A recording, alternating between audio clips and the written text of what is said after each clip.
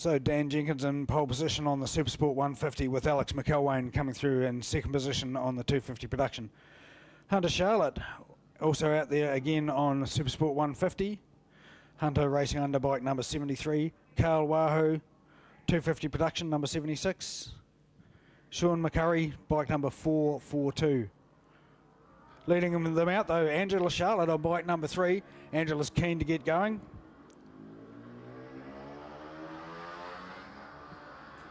Angela, one of the fastest women road racers in New Zealand. She's been road racing for a long time and You're doing good. It's nice to hear some commentary. Brings the place to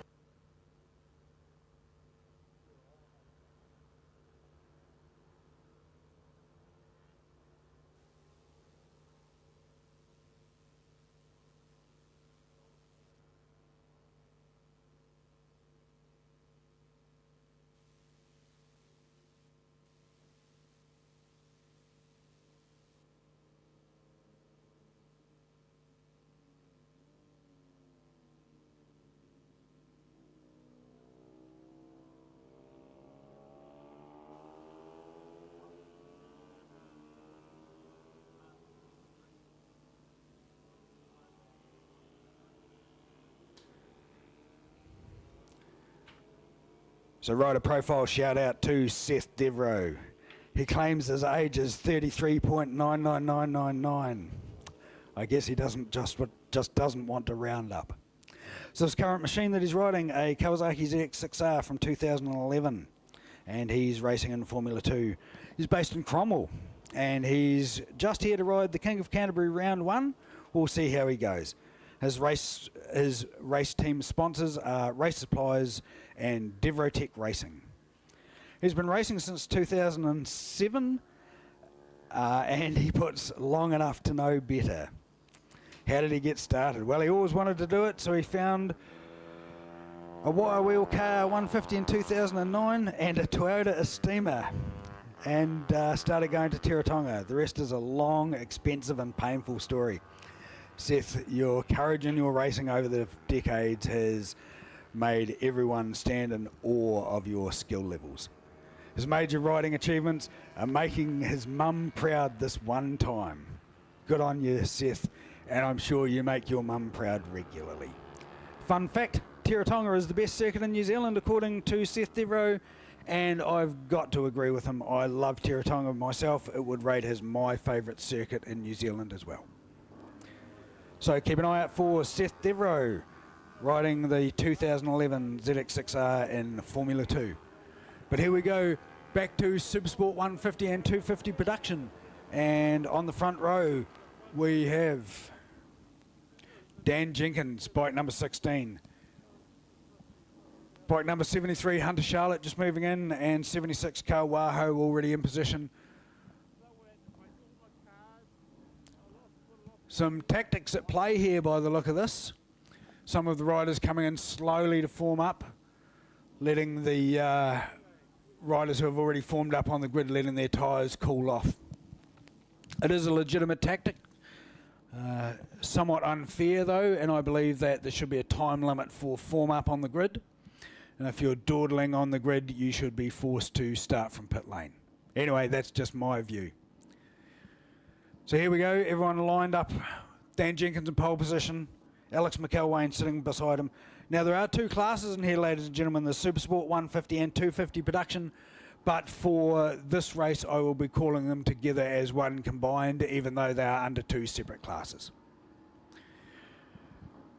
So here we go, and we're ready for the start. The lights are on, the lights are ready to go, and off we go. And number 73, Hunter Charlotte, gets a good start. But beside him, Alex McElwain, the lightest of the bunch, jumps ahead. Of course, Alex McElwain riding a 250 production where Dan Jenkins and Hunter Charlotte, who were beside him on the grid, were on Supersport 150 bikes. So no surprise that Alex makes a break. Alex McElwain heading off with the lead ahead of Dan Jenkins in third place. Looks like Hunter Charlotte perhaps up into second. Hard to tell. Oh, big dive through on the brakes there into the hairpin.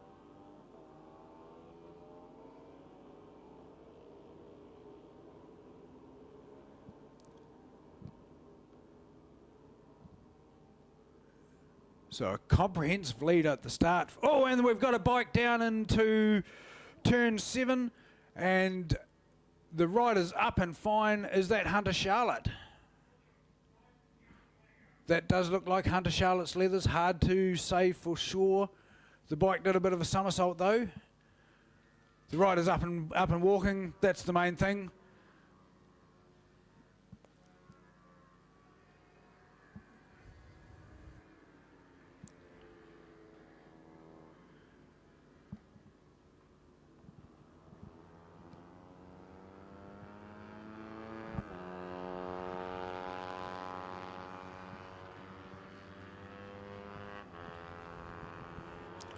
Not sure that that is Hunter Charlotte. We will have to see. It was certainly someone in the leading group. So we'll see as they come across the line, figure out who's missing, and I'll report it from there. But as they cross the line, it is definitely Alex McElwain ahead of Dan Jenkins, Jack Cotton, Hunter Charlotte. So it wasn't Hunter Charlotte, Sean McCurry.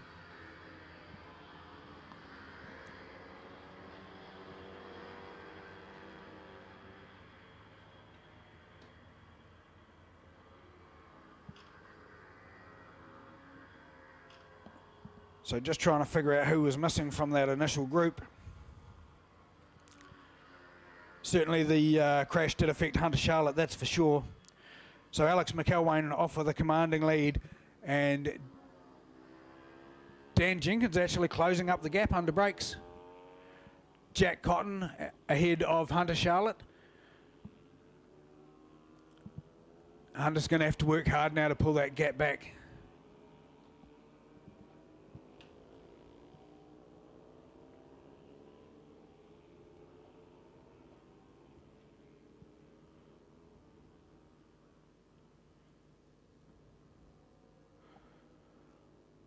Is that Carl Wahoo that was down? I think it might be. Yes, it is Carl by the look of things. He's up and walking, he's fine. The bike may be a little worse for wear. So certainly Carl was definitely pushing on in the leading group for the first couple of laps, but just caught out on the entrance to turn 7. Quite a tricky little corner, the entrance to turn 7. If you get turn 6 wrong, it puts you in entirely the wrong position for turn 7 and 8, making it difficult to make the correct entrance. Oh, and there we go, we have a lead change. We have a lead change, ladies and gentlemen. There is Dan Jenkins just come across the line in first position, ahead of Alex McElwain. Jack Cotton in third, Hunter Charlotte in fourth, and Sean McCurry in fifth. Angela Charlotte sixth, Eli Leopard in seventh. But definitely a change of position for the lead.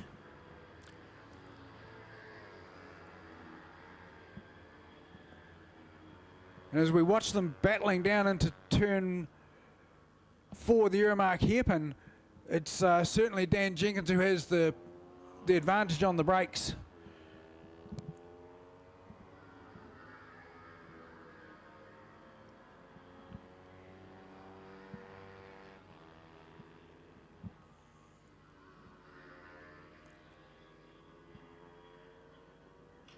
So Dan Jenkins ahead of Alex McElwain,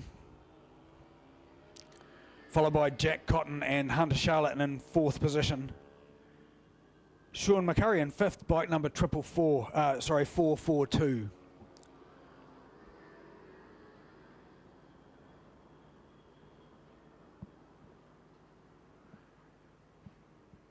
Dan Jenkins really got his groove on now, absolutely flying through the infield sections.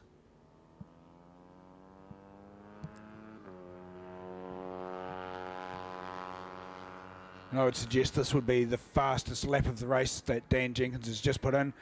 He's put a good gap, maybe 3 seconds ahead of second place as they come swarming onto the straight.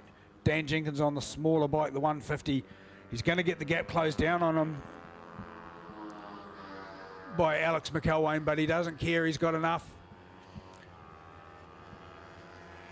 He'll certainly head him off into turn 1, turn 2. He'll be able to keep the gap through Waste Coast Straight and down into the link kink. Dan Jenkins is extremely fast into link kink. One of the bravest corners on New Zealand road racing, link kink.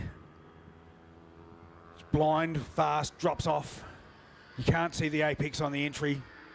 It's slightly downhill on the exit. You feel the corner dropping away from you.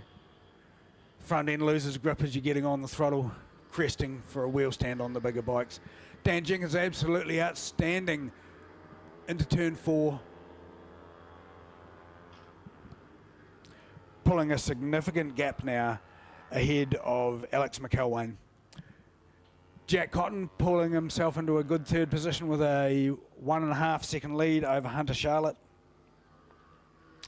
Sean McCurry sitting back in a comfortable 5th place. As we watch the lead, it is definitely Dan Jenkins.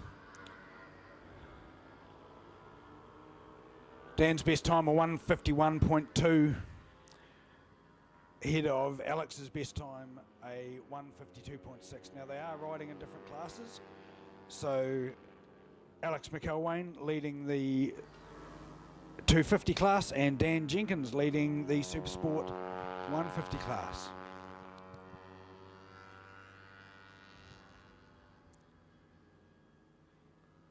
Third and fourth is also a 250-150 battle. So Jack Cotton and Hunter Charlotte, whilst they are dicing on the track, they are not dicing for points position in their respective classes, both coming second in their respective classes. A little confusing having a couple of different capacities on the track at the same time, but with very similar lap times it actually makes for some good close fun racing. And there you'll see Jack Cotton and Hunter Charlotte crossing the line side by side with virtually nothing in it.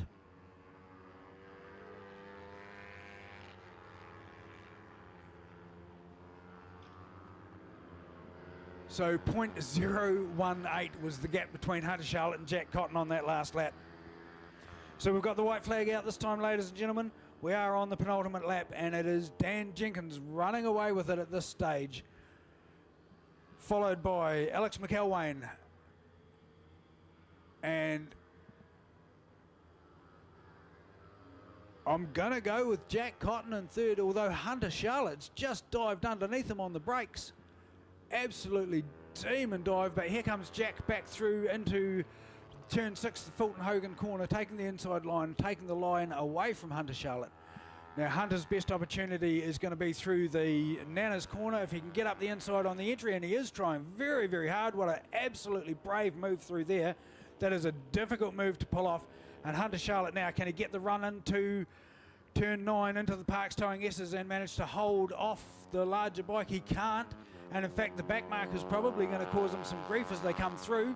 He's going to dive up the inside now. It's all about this next couple of flow of corners for Hunter. Can he get back through? But as we come onto the straight, it is all about Dan Jenkins with a commanding lead. Dan Jenkins running down the straight, absolutely storming away with this one. Congratulations, Dan Jenkins. And in second place, we will have Alex McElwain. But the race is actually for third and fourth between Jack Cotton and Hunter Charlotte. Jack's got the lead, but here comes Hunter. He's in the draft. He just won't have the horsepower to do it. The 150cc just absolutely struggles against the power of the 250. But brilliantly ridden by both of those guys, taking out second place respectively in their classes. Absolutely brilliant riding. So fantastic riding there. Brilliant racing in the small capacity classes.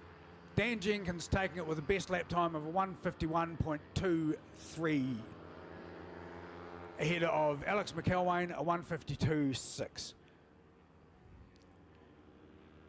So in Supersport 150, it is Dan Jenkins, followed by Hunter Charlotte and Sean McCurry. In 250, it is Alex McElwain, followed by Jack Cotton and Angela Charlotte. So congratulations, Angela, bringing home a podium position on the 250. One of New Zealand's fastest female racers. Good riding by everyone in the 250, 150 class. Nice and clean, fast and close. That's the racing we like to see. Don't forget, if you want a coffee, come and see the coffee guy down in the pits. In fact, I'm just about to ask my wife to run down and grab me a coffee.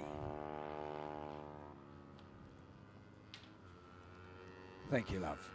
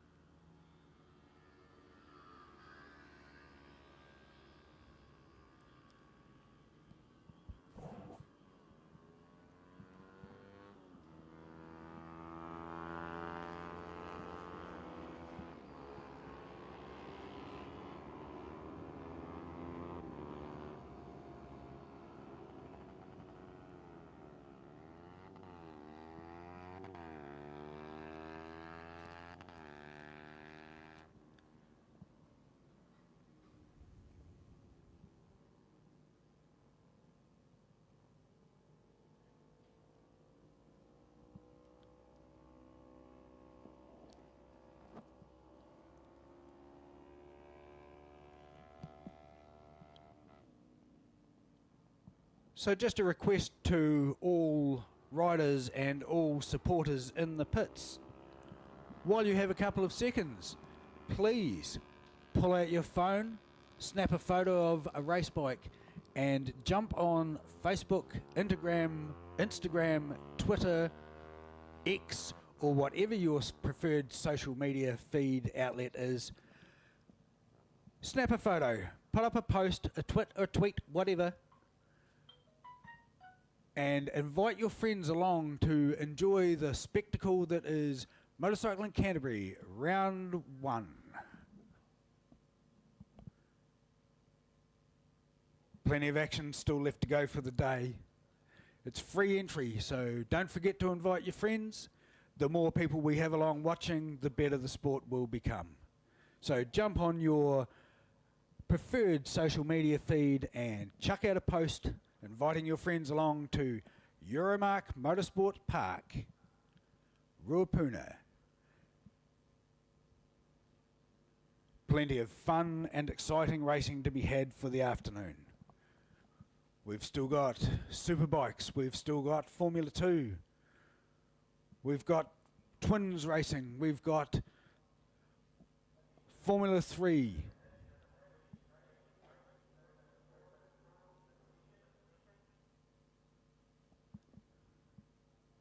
Invite your friends along.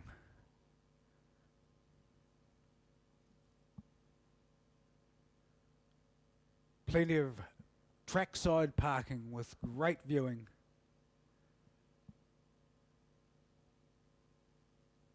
Everyone's welcome at Ruapuna, Euromark Motorsport Park. So take a quick moment to thank the circuit sponsors. Turn 2, Abbott Corner, leads into the Waste Coast Straight, followed by Turn 3, Link Kink. We come down to Turn 4, the Euromark Hairpin, up through Turn 5 into Turn 6, Fulton Hogan. Through Turn 7, leading into Nana's, Turn 8, into Turn 9, the Parks Towing S's. Turn 10 turns into the dipper for the motorcycle racing, or continues on as a straight for the cars electing not to run the dipper. Then we turn into Turn 11 CMG motorcycle sweeper and back onto the main straight and back down to Turn 1. So that would be a successful lap of Euromark Motorsport Park.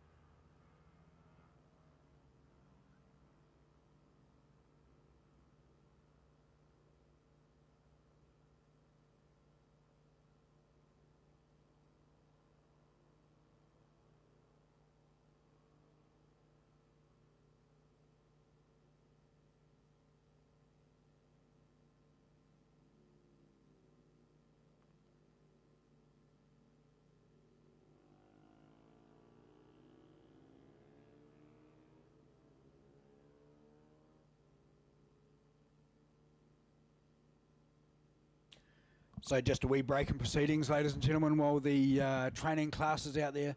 Now the training class is for our juniors, riders who are under the licensed age for racing, or riders who are under training or coaching, very, very new to the sport. It's good to see these riders out there getting coaching from some of the senior riders. It's the only way to learn is to make a start. We have riders out there on KO 150s. The KOs are a great way to introduce your children or grandchildren to motorcycle racing. Of course, remembering it is all about them, not all about us. It's about making the kids feel like it's fun and safe and everyone's having a good time. We're not here to put pressure on the kids to get them to perform. That will come as the enjoyment levels build for them. So fantastic to see the young riders out there today in their fluoro gear, learning their way around the circuits. Absolutely brilliant to see.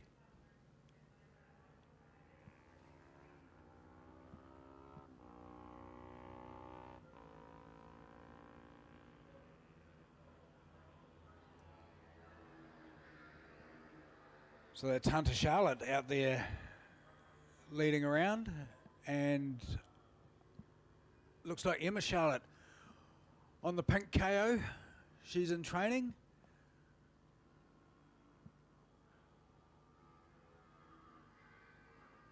Ryder Chamberlain as well out there as one of the instructors leading the riders around.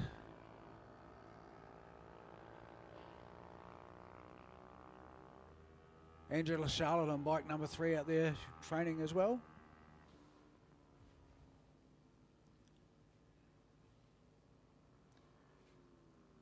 And you can see them as they come down the straight, just encouraging the riders to get more onto the throttle. Of course, very daunting for some of these young riders. The fastest they've ever been on their push bike or their scooter. And to throw them onto a KO 150 and tell them to open the throttle and expect that it will all be safe and all happen for them on their first outings is a very big ask. So congratulations to the young riders out there doing it, learning their craft.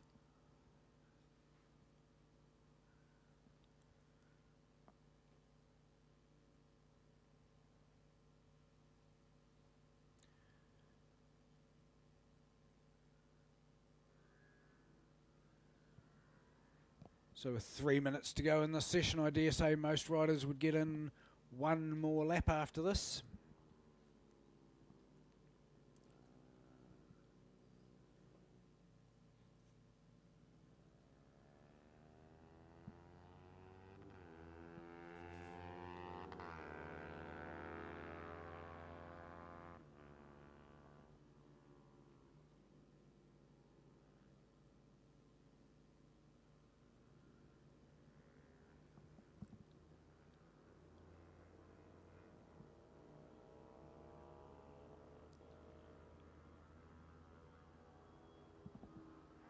So bike number 52, that's Ryder Chamberlain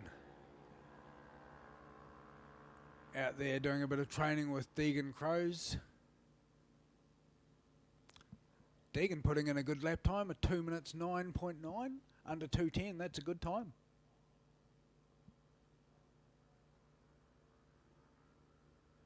Obviously benefiting from the training and instruction provided by Ryder Chamberlain.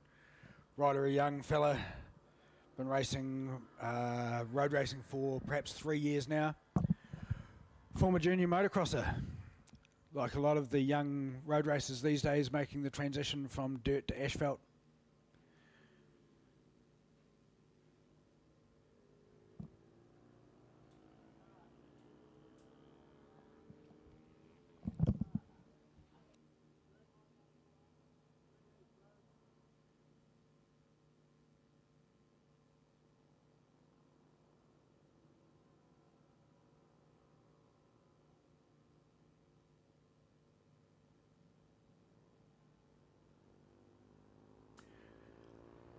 Rob from RJTV, could you come to the control tower please? There's a man here who wants to steal your camera for some interviews. Thank you. Rob from RJTV to the commentators tower please.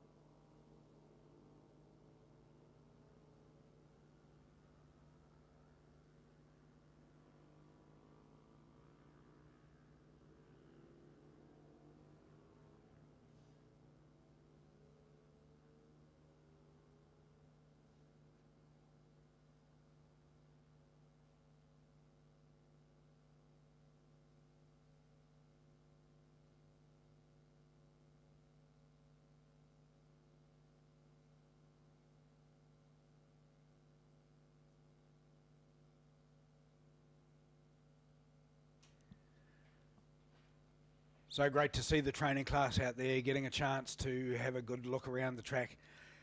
It's fantastic for the young riders to get the opportunity to get out there and do some laps. They get to see what it is that their heroes are doing out there and try and emulate them. Gives them the opportunity to become skilled and seasoned racers before they even meet the legal race limit for a road race licence. It's fantastic to see, and good on Motorcycle Canterbury for continuing to bring through young riders.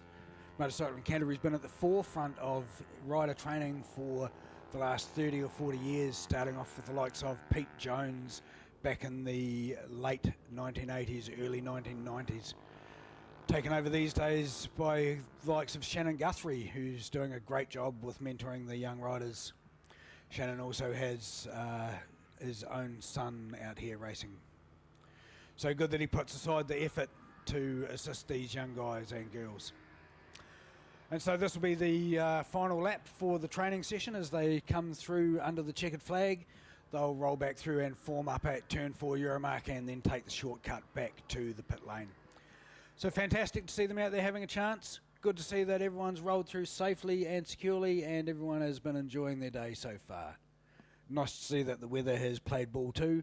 Very, very little wind for the day, so it's been a very enjoyable day for the riders so far. The temperature's starting to increase. The grip level on the track will be magnificent for the afternoon. So looking forward to some close and fast racing as the day progresses. So we'll just take a little break while the training class files round, and then we'll get ready for our next race class.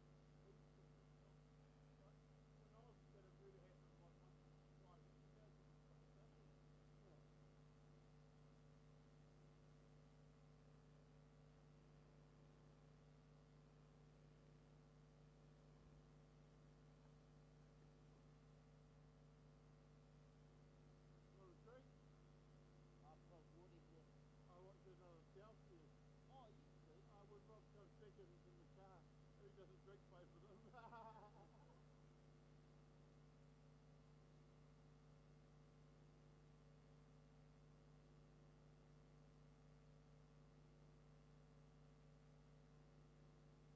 probably just gonna, if I do get canned, it'll be like in the autumn when the cans go away. Yeah. And I've got to put that rod in the bed to do pop this one over the. Yep, yeah. Because I fold this down, I can put more in the bag. Don't worry about the bags, I'll buy the bag, but just sort of none of those. Yeah. Okay, I could probably put some outside, but the neighbours will probably steal them and sell them. Got real bad neighbours at the moment. Oh, really? There's no change down the shop. Yeah. You know, they're like, got a change? I was like, no. They're like, oh, please, have some food? I was like, no. No. You just keep pushing and pushing and pushing. Yeah. But I haven't lost it. Because I'll probably be the one that gets picked out. No. Yeah.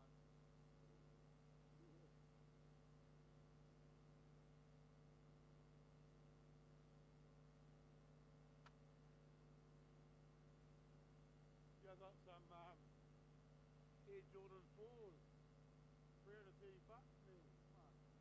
But they're going to last for ages. I mean, have you got comfortable shoes? Yeah. You go for your shoes real fast, bro. Yeah, I do.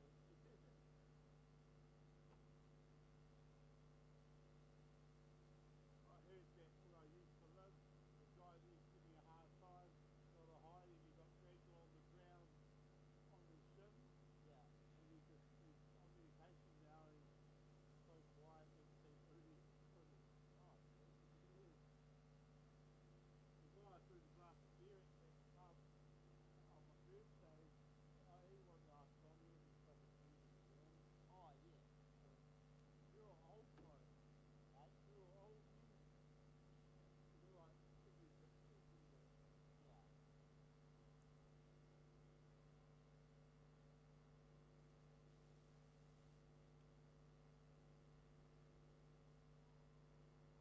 No, I'm really proud of you because you haven't asked me for a fucking smoke for about 2 years, man.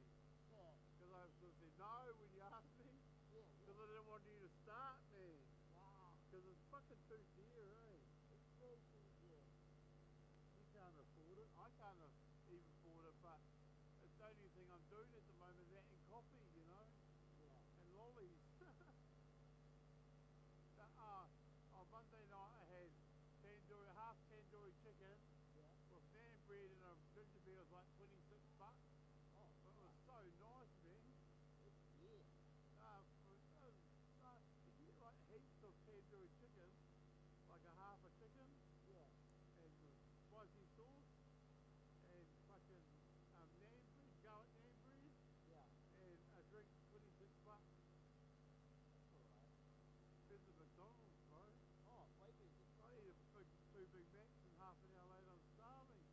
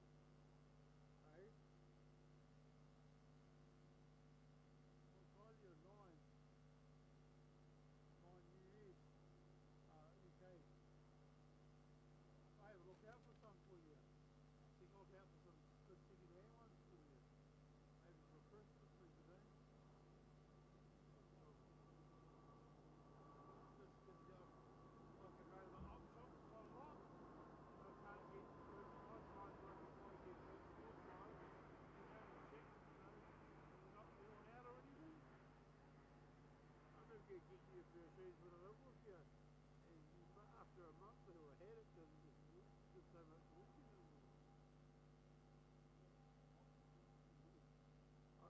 When I was walking all the time, I used to sell shoes in a month. Didn't matter what brand they were. No. We'll get through, bro. I might get you to drop me off on the way home because I've got to find you a pool to have a swim and a sauna. Break my fucking feet and fucking put it out.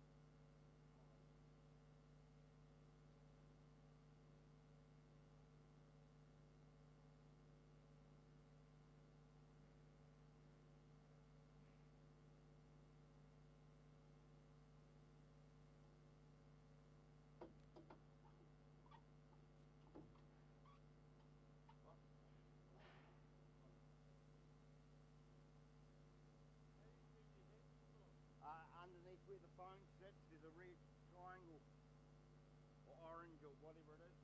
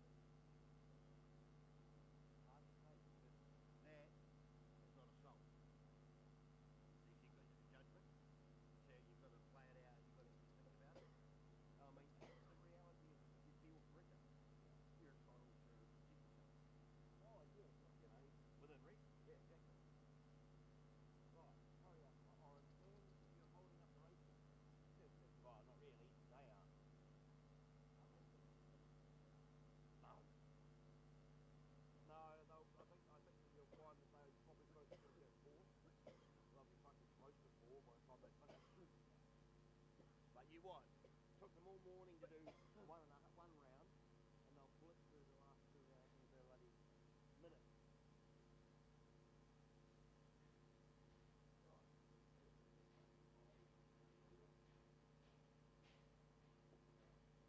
The government hasn't stopped fans moving, but they've made it harder for you to smoke in here. Yeah, I think it is. So much money off. A long way you can't carry your own. I know, it's ridiculous. I That's can't what they understand. going to sell them to. Yeah, but I bought a machine that turns tobacco into paper.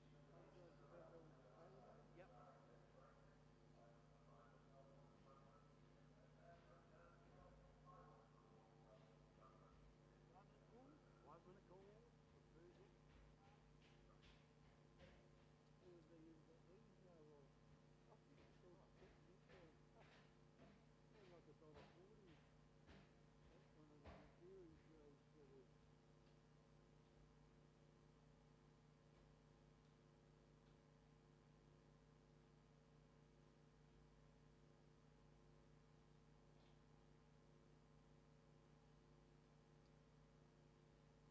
the government will shoot. Oh, okay.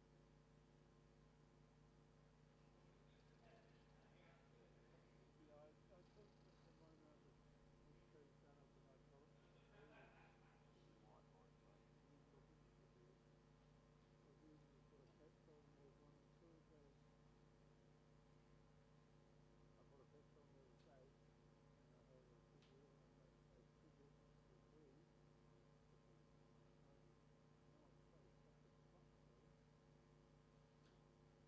Oh, I'm so stuck at the front, though.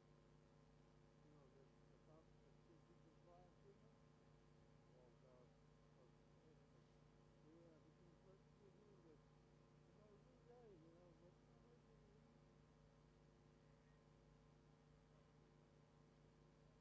So I turned down and started looking,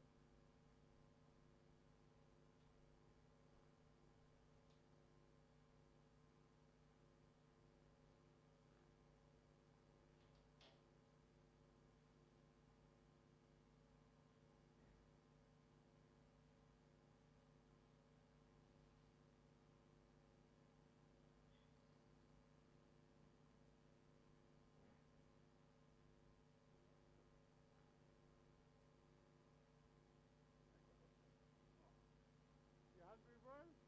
Double good, man.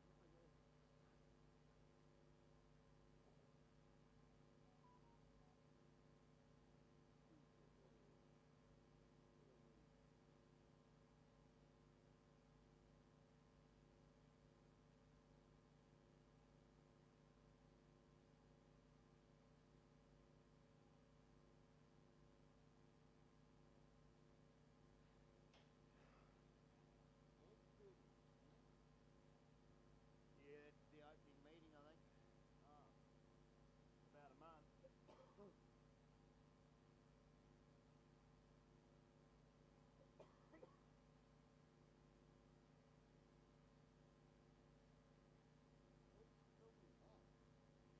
What?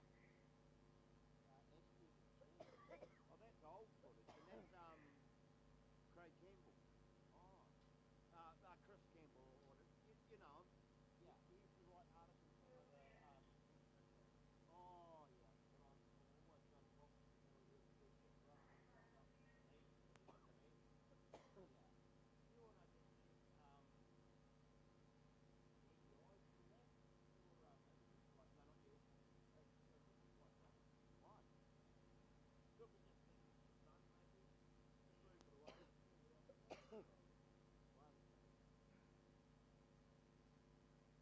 One. Oh, it might be just for the sun strike. Yeah, that's better. It's just sun strike, that's right.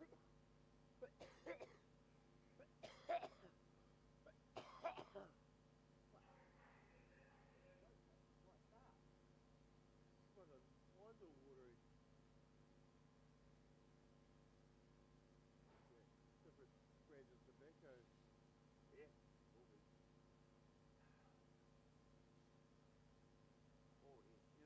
like a Rothman's rod. $60 for 20. Oh, No, no, 25, yeah. Nearly 60 bucks. still. $50 for a cheap one. 25, $2 a go. Wait, no, optional plan. Yeah.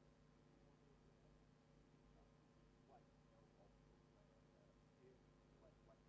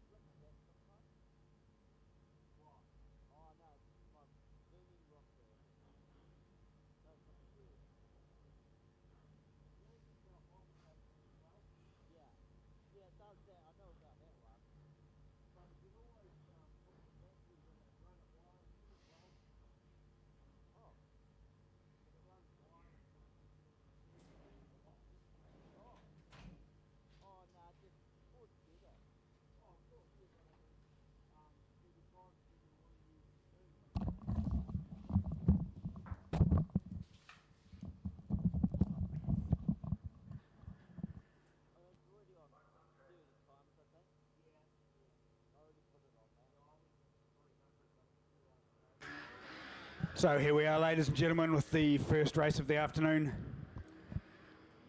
We have Clubman and Motards.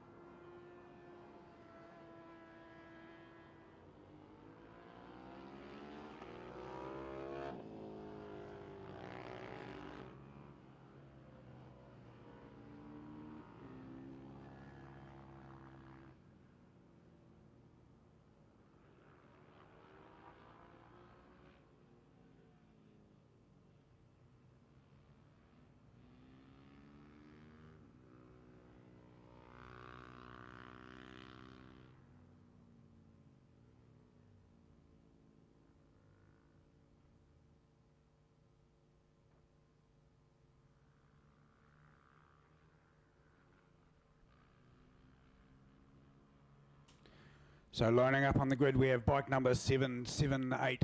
That's Riley Foster in pole position. Beside him, looks like a Clubman GSXR. Would that be Dean Prattley? Beside him, that would be Samuel Hawkins and Stephen Smith on the VTR 1000.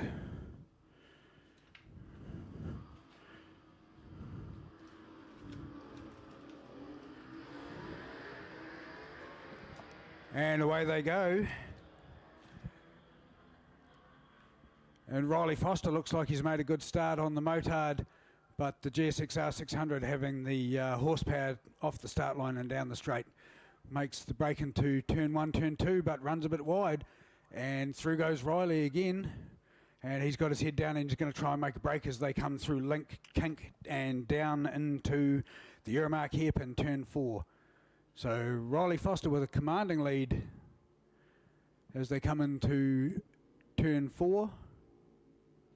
Dean Prattley beside him on the GSXR. Riley getting the good run. Dean coming through in second place. And Samuel Smith in third. Looks like Sam Hawkins, number 37, in fourth behind him. Making a run around the outside is Samuel Hawkins as they turn into Nanas. So it's Sam Hawkins up into third. So Motard in first and third. Riley Foster in first place. Dean Prattley in second on the GSXR. And Samuel Hawkins on the Motard.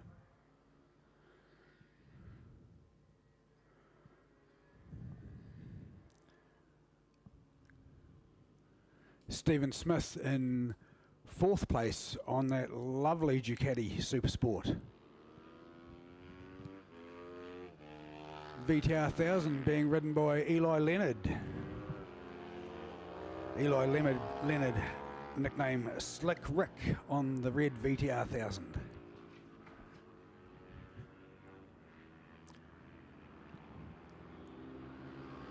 And here we go with a good lead out the front. It's Riley Foster. And here comes second place through Dean Prattley on the GSXR 600, Samuel Hawkins on the Motard, then Stephen Smith and Eli Leonard.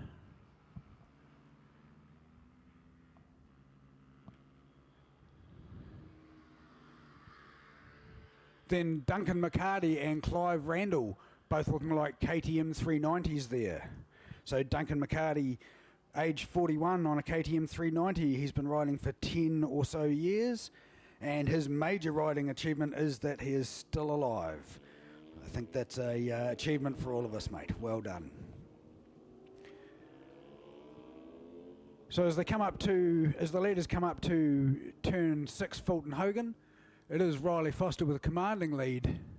A gap of over 4.5 or 5 seconds now ahead of second place Dean Prattley and third place Samuel Hawkins. Looks like Samuel getting chased by Stephen Smith, bike number 181, the Ducati. So in terms of class, Riley Foster in the Motards leading Sam Hawkins in second place. In the Clubman's class, it is Dean Prattley leading Stephen Smith and Eli Leonard, Slick Rick on the VTR 1000. Duncan McCarty, Clive Randall and Kirsten Lang bringing up 4th, 5th and 6th for Clubman's. Good to see a nice wee field of Clubman's out there today.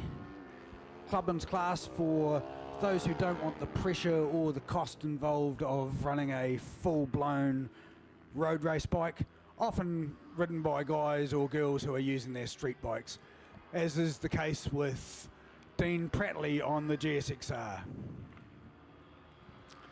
So Dean's lapping at a 1:48.4, which is very fast for someone out there on their personal road bike on what I would imagine would be sport bike road-based tyres. So that's a good effort by Dean on the black GSXR. Riley Foster, though, absolutely storming away with this one as he comes down into turn 4, the Euromark hairpin. He's got a good 5.5, 6 second gap over Dean Prattley, and then another 3 or 4 seconds back to Samuel Hawkins.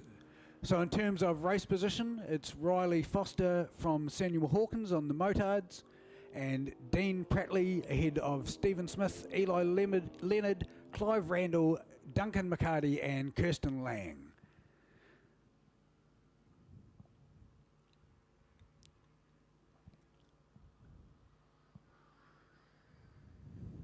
A bit of a battle starting to develop for third place now as Samuel Hawkins starts to get pressured by Stephen Smith. In fact, Stephen's made his way through. So that's now Stephen Smith into third place overall, ahead of Samuel Hawkins. But Samuel retains second place in the Motard class, and that brings Stephen Smith up to second place in Clubman's. So making his way down the straight, the leader Riley Foster on the 778 Motard with a 1:46.166, an excellent lap time, ahead of Dean Prattley on the GSXR doing a 1:47.444 and setting his personal best for the day so far, ahead of Stephen Smith also setting his PB, a 1:49.629. Samuel Hawkins again setting his PB, a 1:51.184. And Eli Leonard as well, a personal best, a 1:50.478. People certainly putting the pace on and pushing to their limits today. It's great to see. Track conditions have come good. Was out talking to some riders during the lunch break, and they said that it's a fantastic day for riding. The weather is absolutely perfect, no wind to speak of, nice and warm, and good levels of grip all around the circuit, so fantastic racing. Good to see a few spectators turn out over at the Denny Holm. Welcome to you, and please enjoy the day. Feel free to come across to the pits and meet the riders at any stage. The pits are open all day. There's toilet facilities here in the pits. There's a hot dog stand as well, so you can get yourself some chips and a hot dog. Cold drinks also.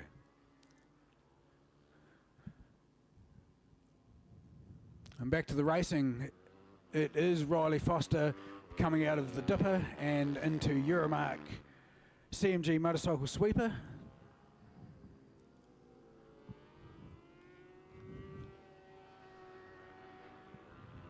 He's got a commanding lead now.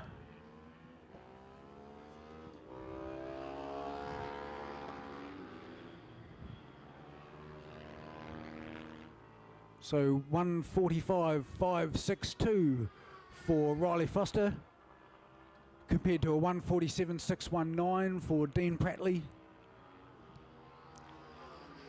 and a 1:49.409, which is personal best for Stephen Smith. Samuel Hawkins running through in a 1:52.191.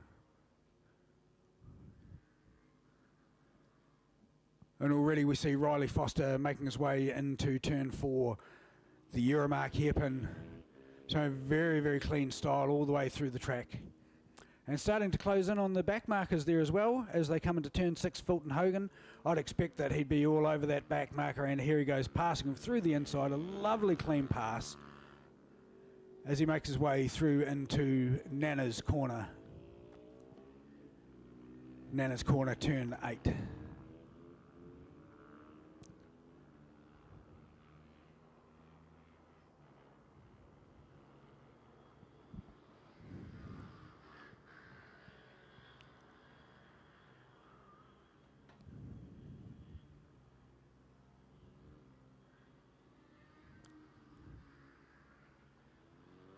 A bit of a battle developing for 4th and 5th place between Samuel Hawkins and Eli Leonard.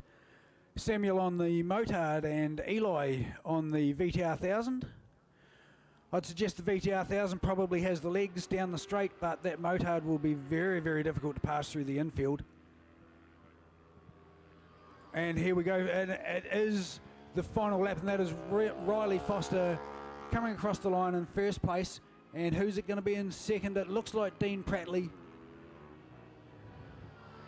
It is Dean Prattley, and in third place, we have Stephen Smith on the Ducati. Now, who's it going to be as we come for the run down the straight? Is it going to be Eli Leonard or is it going to be Samuel Hawkins? And at the line, it's Eli Leonard by 2 bike lengths on the VTR 1000. Well done, Eli. Slick Rick Leonard. That's a brilliant ride from a man who's a Clubman's rider who comes out to the Have a Go Day.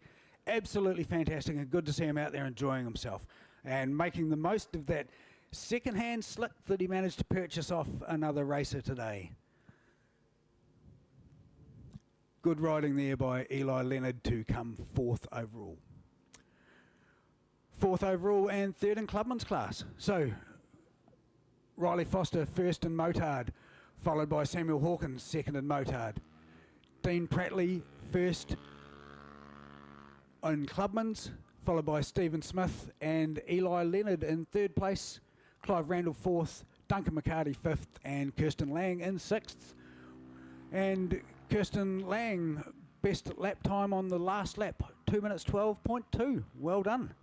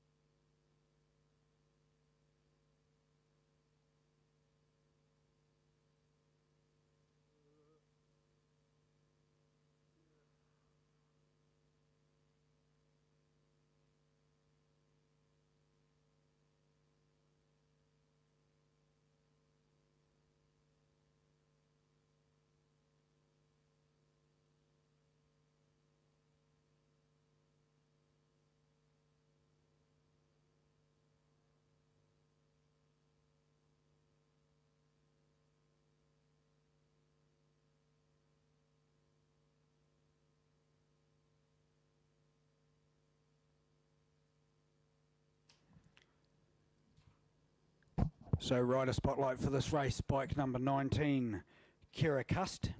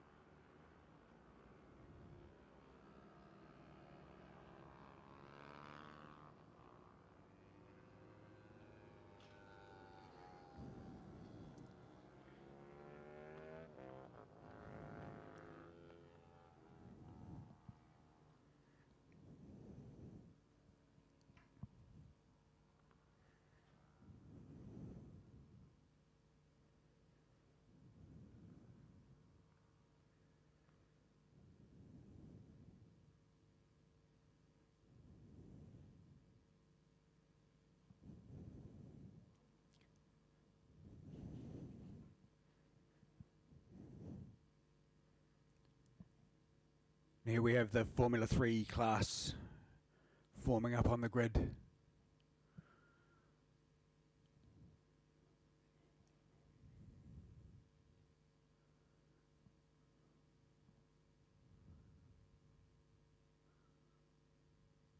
Bike number 15, Dennis Charlotte on pole position.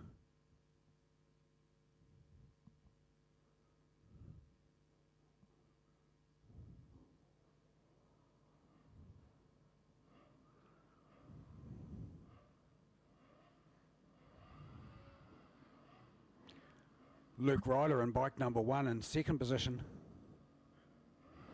Hunter Charlotte in third. And away they go, and great start from Dennis Charlotte, but Hunter Charlotte looks like he gets a good drive as well. Gets swallowed up a bit by Chris Huddlestone, who's on the 450 powered Formula 3 bike. Yamaha R6 converted into a 3-cylinder 450. So we'll see what happens as they make their way around and down and through Wastecraft Straight into Link Kink.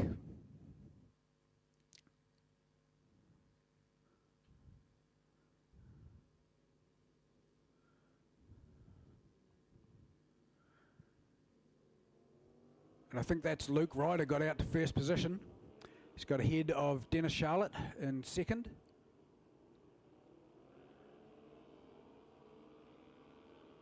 Perhaps that's Chris Huddlestone in third place.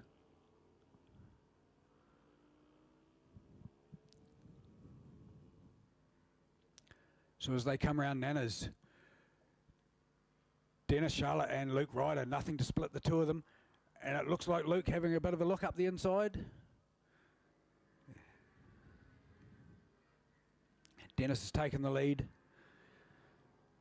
As they come through the double left into the dipper, Dennis Charlotte in lead with Luke Ryder in second.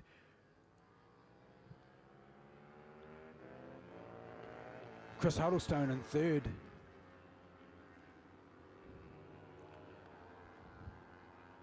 Although they're different configuration bikes, the Yamaha might have a little more top end power, but the smaller bikes certainly have the agility. And there we go, there's nothing in it in terms of speed or power down the straight. Dennis Charlotte maintains first position across the line.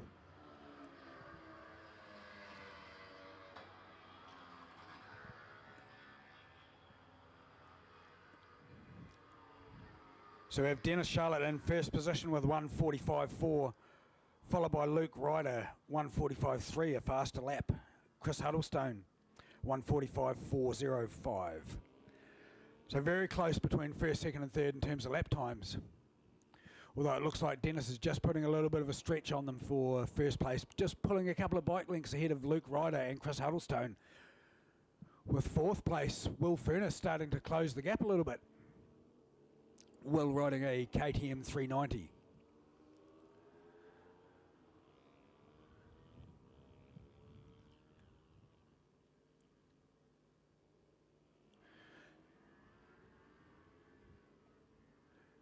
Good place, good battles going on for 6th through to 10th places. They come into turn 9 into the Parks Towing S's. A nice group in there headed by Nixon Frost. Followed by Harriet Grace, Lucas Scott and Nigel Lennox by the look of that.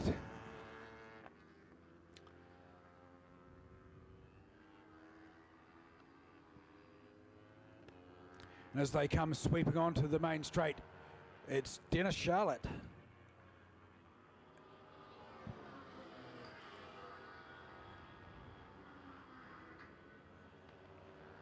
Dennis Charlotte with the lead ahead of Luke Ryder.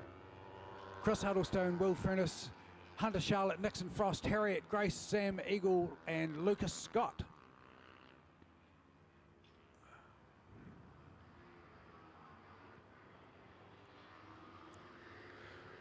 So Dennis Charlotte out there leading with a 0.2 of a second gap, first to second. It looks a little bit more on the circuit as they come diving down into turn 4, the Euromark hairpin. And it looks like he's actually managed to pull a few bike lengths extra, and that may well have given Chris Huddlestone the opportunity to look for a pass into second place, as it looks like they've pulled a bit of a gap away from Will Furness again in 4th place. And Hunter Charlotte bring up 5th place.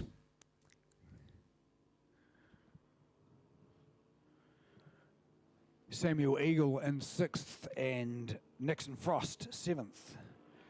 Harriet Grace riding the Joe's Garage supported bike in 8th place. But the battle for the front just as furious as ever as they dive into the dipper and out the other side up the crest and round through into CMG Motorcycles corner. There's virtually nothing in it. Dennis Charlotte by a couple of bike lengths ahead of Luke Ryder and Chris Huddlestone. Will Furness dropping back a bit now as they spread out and make the run down the straight. It's Dennis Charlotte, but look at the pass. Look at the pass by Luke Ryder on the horsepower. Just mows down Dennis Charlotte as they come across the straight. Chris Huddlestone in 3rd and Will Furness in 4th. But Luke Ryder making the pass round the outside down the straight. Now, has he got the legs to pull away as they come out of the Waste Coast Straight and down through Link Kink? It looks like Dennis got a really good run through Link Kink now. Can he get past him on the brakes into the hairpin? Looks like Luke Ryder has a excellent line through there, and Dennis can't close the gap. Chris Huddlestone on the heavier bike, struggling to get it to stop and accelerate out of the corner, but through the midsection he has a very, very good flow. Will Furness sitting back in 4th place, and Hunter Charlotte in 5th, with Nixon Frost in 6th and Harriet Grace in 7th. In fact, it looks like Harriet's just been passed by Samuel Eagle. So as they come through turn 9 into Parks Towing S's, it is Luke Ryder ahead of Dennis Charlotte and Chris Huddlestone.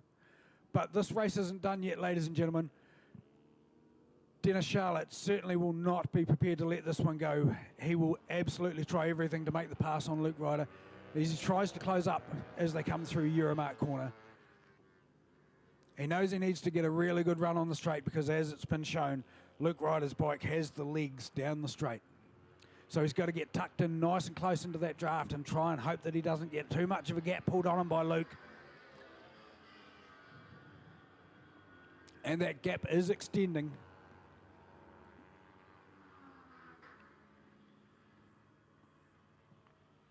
So as they come out of turn 2, it is Luke Ryder with a 4 bike length lead over Dennis Charlotte, who's probably got 8 bike lengths over Chris Huddlestone, and then a clear gap back to 4th place for Will Furness and Hunter Charlotte 5th and Nixon Frost in 6th. Nixon down here from Wellington to try and get his bike set up for the National Championships, having to make the change from his preferred brand to Bridgestone tyres. So quite a change for Nixon, and well done for coming down and practicing down here, getting your bike set up ready to go for the Nationals. But at the front of the field, Luke Ryder absolutely storming away with it.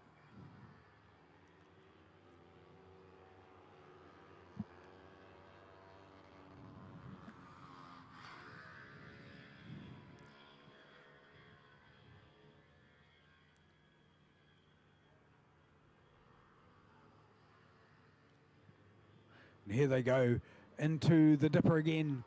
Luke Ryder still only a couple of bike lengths in it. Dennis Charlotte not prepared to give this one up yet. And Chris Huddlestone just sitting back now, waiting for the race to unfold in front of him. And look at the run around that final turn from Dennis Charlotte. Knee on the deck the entire way, but still not enough to pull back the gap. Dennis is a very seasoned campaigner though. He'll be looking for any opportunity to close the gap, any mistake to be made. And the gap hasn't changed at all from one lap to the next, with half a second gap between Luke and Dennis.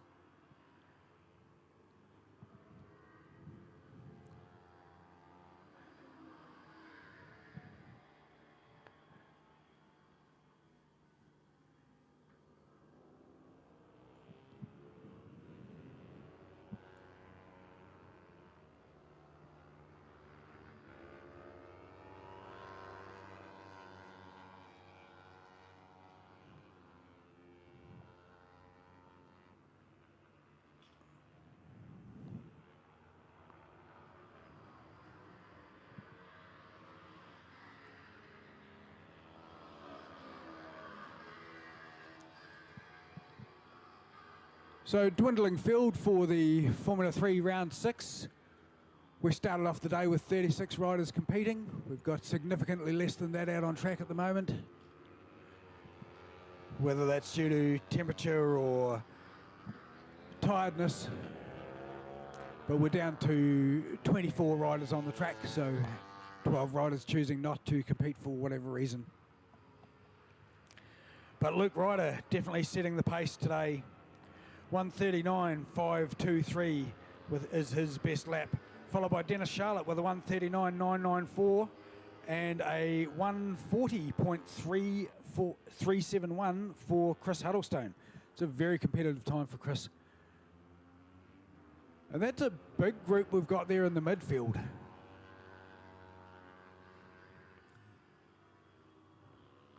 A large group over there just coming through down through Link Kink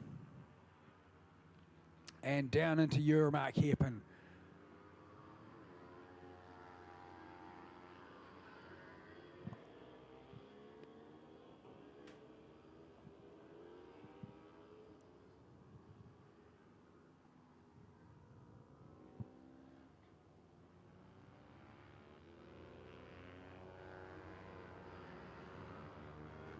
So just trying to look out for the leaders now as they're starting to get mixed up a little bit in the tail end of the field. But it is still Luke Ryder from Dennis Charlotte and Chris Huddlestone. Will Furness in 4th position. Hunter Charlotte and Nixon Frost behind him. And then Harriet Grace.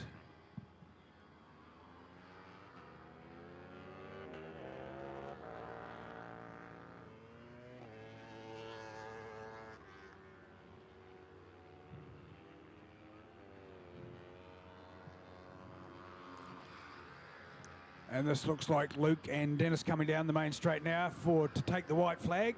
So it's all on now. If Dennis is going to do it, he's got to do it on this lap. Chris Huddlestone coming through in 3rd place.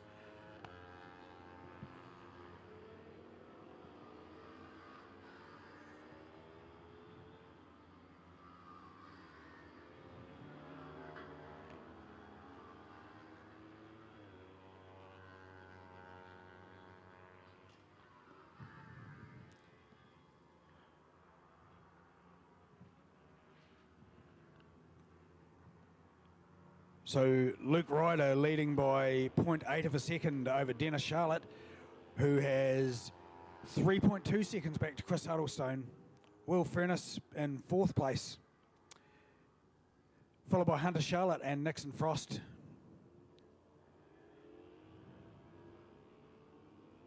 Samuel Eagle, Harriet Grace, Lucas Scott and Oliver Wright. Nigel Lennox bringing up 11th place. Kyle Johnson in 12th, Samuel Paul 13th, Brendan Booth in 14th, and Kieran Kelly in 15th place.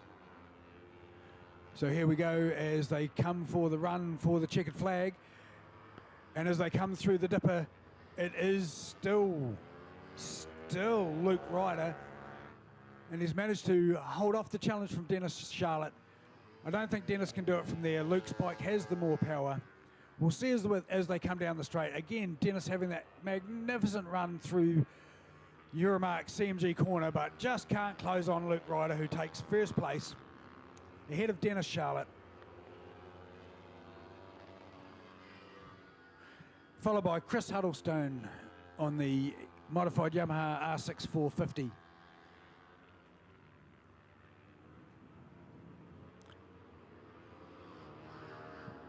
Then we'll have Will Furness on the Nelson Motorcycles KTM 990. Hunter Charlotte, Nixon Frost, Samuel Eagle. And then I would suggest Harriet Grace on the Joe's Coffee Helicraft Racing supported Yamaha R3. Good racing across the class. Fantastic riding by Lucas Ryder to take out 1st place with a 0.6 of a second gap over Dennis Charlotte and Chris Huddlestone 3 seconds back from there.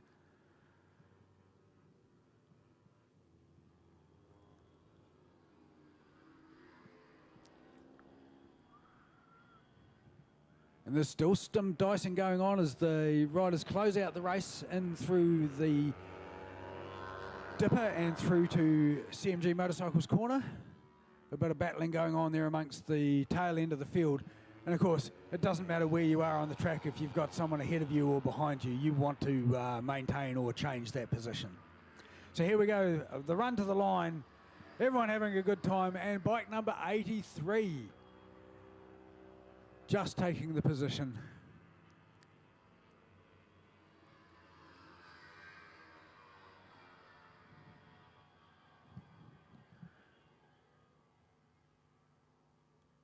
So there we have it, ladies and gentlemen. The closeout of that race. We have Luke Ryder in 1st, Dennis Charlotte 2nd, Chris Huddlestone 3rd, Will Furness in 4th, Hunter Charlotte 5th, Nixon Frost 6th, Samuel Eagle 7th, Lucas Scott 8th, Oliver Wright 9th, Nigel Lennox 10th, Samuel Paul in 11th, Brendan Booth in 12th, Kyle Johnson in 13th, Kieran Kelly in 14th, and Cameron Cummings 15th. Peter Fish 16th, Carlin Self 17th, Harriet Grace 18th, didn't finish. Oh no, did finish just back a lot of places from norm.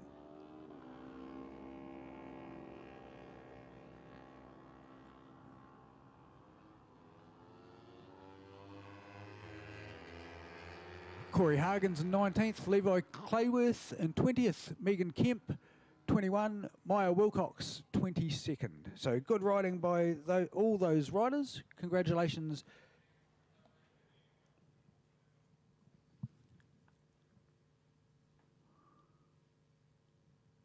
Also Doug Rayner and Charlie Newham as well. All out there enjoying some fantastic racing. Good to see. And we'll just take a couple of minutes break while we send the recovery vehicle out. The bike to be collected from over the infield.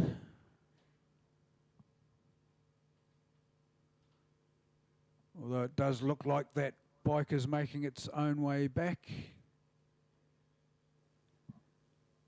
So perhaps we can get the recovery vehicle back quicker than expected.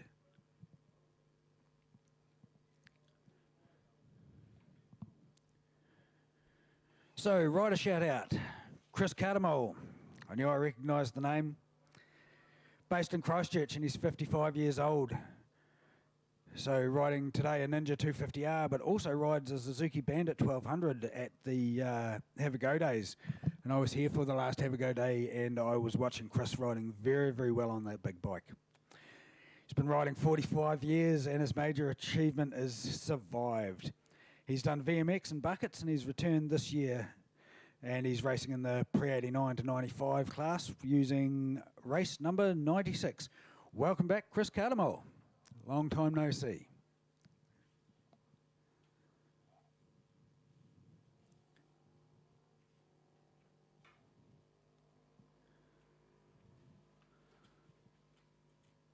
Luke Rydell, age 34, riding an Aprilia RS660 in the Super Twin class for 2024, number 1.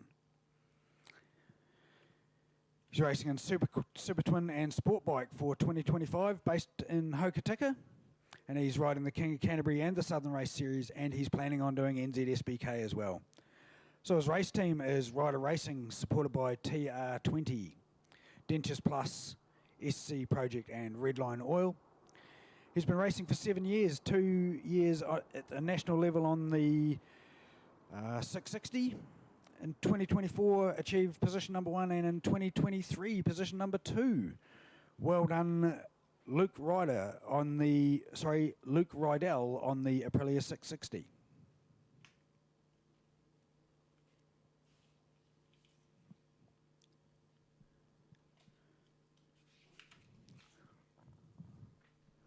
Let's go for one of our younger riders, Jake Clapham. Jake Clapham, age 15, riding a Yamaha R15M. So Jake's riding in the 150 Super Sport class. And Elite Drive Performance and Evolve Moto Training are his supporters, and he's been racing for 6 months. Good to see some of the young riders coming along and getting involved. It's fantastic for the sport.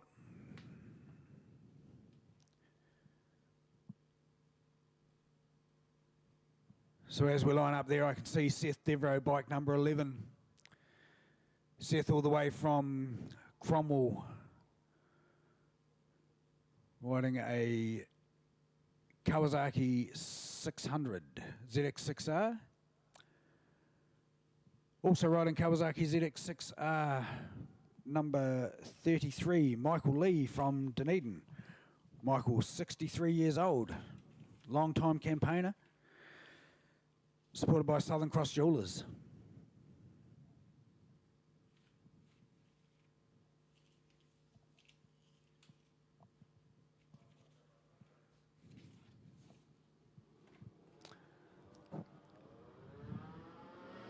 And there we go, Seth Devereaux leading them out.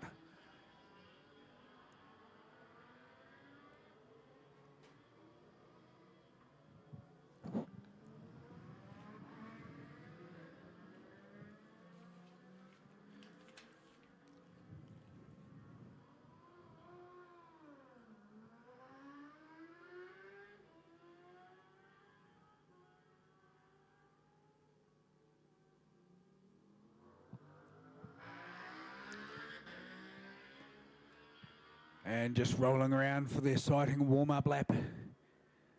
Getting the brakes up to temperature, getting the brain up to speed. So a mix of Formula 2 and Formula 1 out there.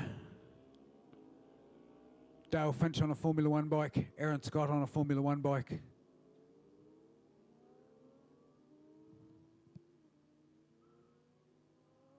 Luke Ryder is going to be hard to beat. He's just been out there in the small bike class, so he'll have his eye in and a good feeling for the track.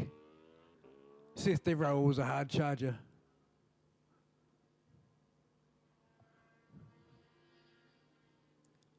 Michael Lee, very experienced, seasoned campaigner, lover of street races.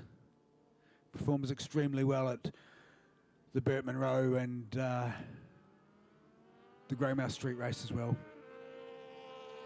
Had very good placings at the Nelson Street race over the years as well while that was going. It was sad to see that not being run for the last few years.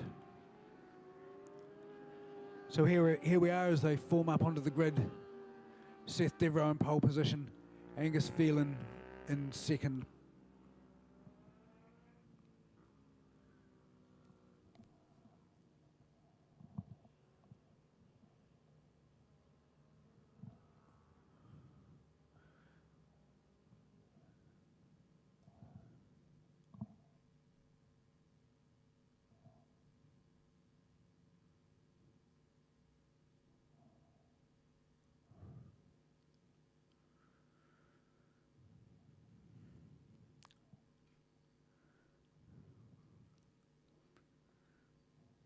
So lining up on the grid, I see Sloane Frost pulling up on the fantastic pink and purple YZF replica colour scheme.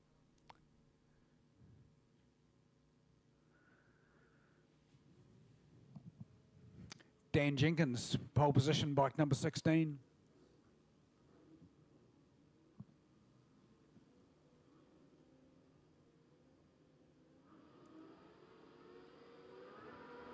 Oh, not a great start from pole position. In fact, a very poor start.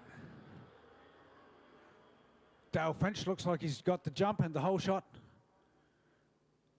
Dale will lead into turn 1, turn 2. That slipped Dan back to third place. So that will be Aaron Scott moving up into second. So Dale Finch gets the break on the field. Let's see if he can turn it into a clean break. And there's Dan Jenkins riding around the outside into turn 4. That is a very, very difficult place to make that move. I was talking to Aaron Scott. Aaron's had trouble with his quick shifter today, so he's disconnected that and he's actually manually clutching, which is something he's quite unfamiliar with on the Aprilia RSV4, and it's definitely affecting his riding today. He told me that it's amazing how fast you get used to the technology and then trying to ride without it becomes extremely difficult. So Aaron's struggling on the big RSV4 without the aid of the quick shifter and the auto blip. So that's giving Dan Jenkins a bit of a head. Dale Finch a bit of a head against Dan Jenkins. And it looks like Dale's trying to make the most of the wee break that he's got. He should have the horsepower to make a bit of a gap as they come out of the CMG motorcycle sweeper and onto the straight. Although I will note that Dan has a very, very tidy line and lots of grips as he exits out of there. The larger Formula 1 bike, more difficult to turn. And certainly Dan Jenkins losing nothing down the straight. Dale Finch marginally faster, a 1:37.9 compared to a 1:38.4. So half a second in it, which is about the gap on the track.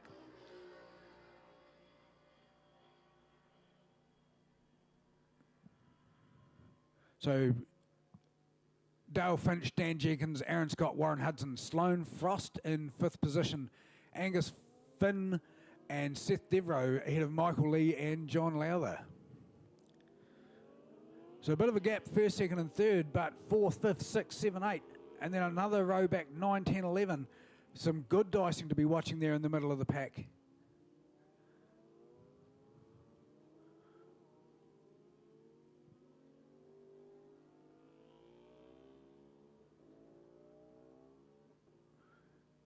And as they come round into Parks Towing, It is still Dale Finch ahead of Dan Jenkins and Aaron Scott. Warren Hudson in fourth. Sloane Frost looks like he's been gobbled up a little bit, slipped back to sixth place. I doubt that he'll be happy with that. He'll certainly want to put his head down. Having said that, it's been a long time since Sloane's tried to do some competitive laps, and he did come down just to support his son Nixon and found that he had a bike available to ride, so jumped on and thought, why not? In fact, the bike he's riding was built for his son, but is ineligible to be ridden because Nixon is not of age to ride that capacity class yet. So Sloane thought he'd just jump on and have a go, and got on him. They're absolutely doing himself proud out there. So Dale Finch, 134.0. Dan Jenkins, a 134.7. So now a reasonable gap there from Dale back to Dan, and a larger gap forming back to third place for Aaron Scott. Fourth position, Warren Hudson's got himself a nice clear breathing space. And it looks like Sloane Frost just got dived underneath by Seth Devereaux into the hairpin. Seth certainly take no prisoners type of rider. He will show no mercy, any sign of weakness, and he will make a dive through.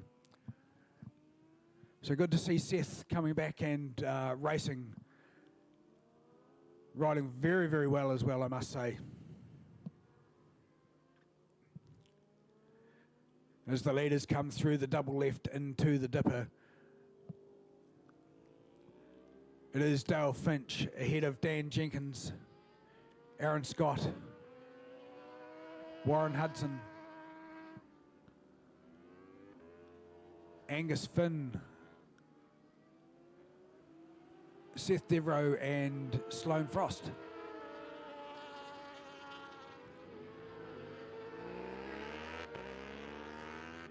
Good run by Seth Devereaux out of CMG Motorcycles corner.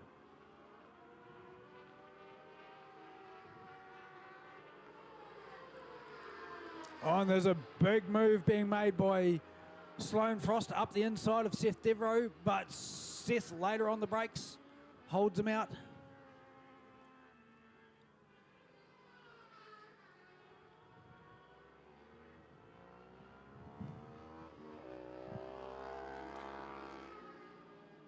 Seth certainly very, very handy on the brakes. Let's see if Sloane can pull any distance back as they come into turn 4. The Euromark hairpin. And if anything, it looks like Seth Devereaux is actually closing on fourth place.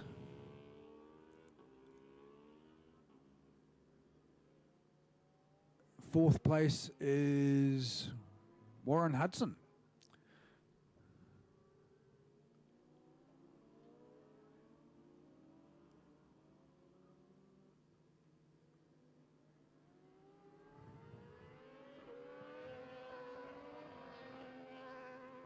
So the battle is for 5th, 6th and 7th, and that's between Seth Devereaux, Sloane Frost and Angus Finn.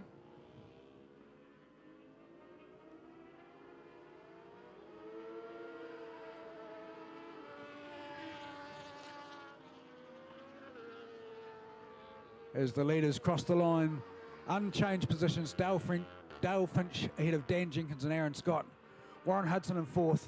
But here's the battle. 5th, 6th and 7th, certainly where the action's unfolding.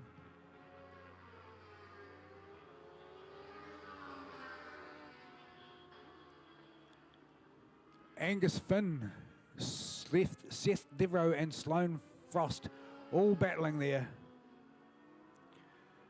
And that 4th place is far from settled.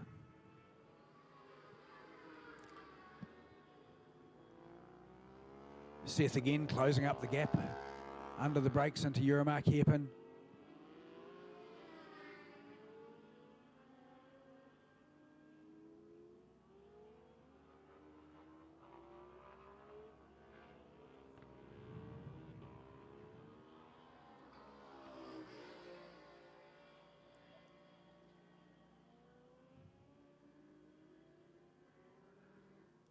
And it looks like Seth's got through, made the pass successfully.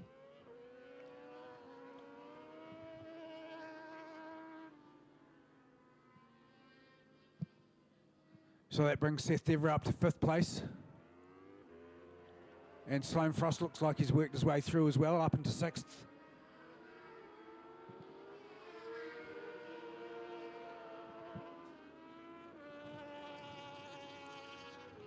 Sloane doing everything he can to hang on to the back of Seth Devereux as they come through the Euromark sweeper and down onto the straight. Warren Hudson coming through in 4th place. Here comes Seth Devereux in 5th. Sloane Frost 6th. Angus Finn 7th.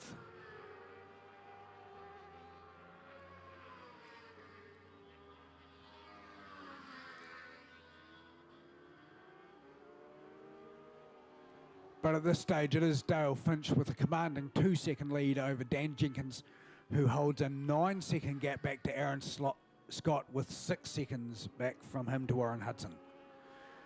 It's behind Warren Hudson that things start getting spicy.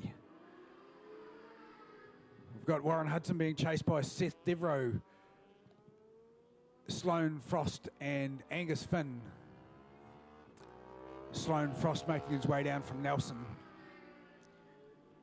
Former New Zealand Superbike champion and Beers Formula One and Beers outright champion.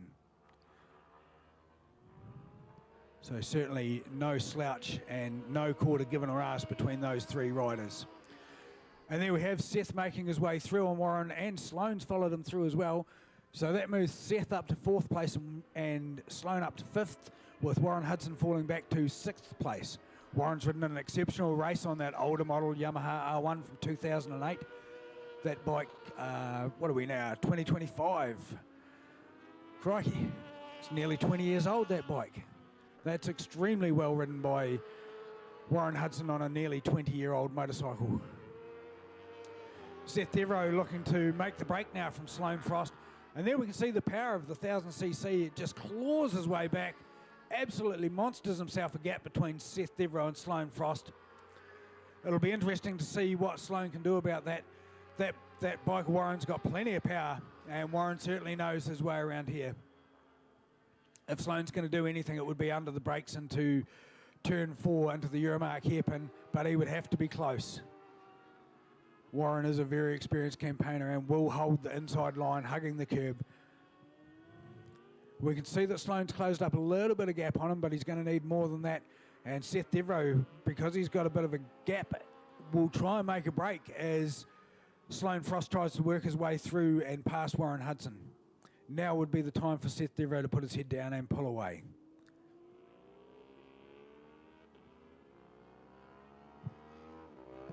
But we have a clear race lead. Dale Finch ahead of Dan Jenkins and Aaron Scott. Seth Devereux in 4th place, Sloane Frost in 5th, Warren Hudson 6th, Angus Finn in 7th.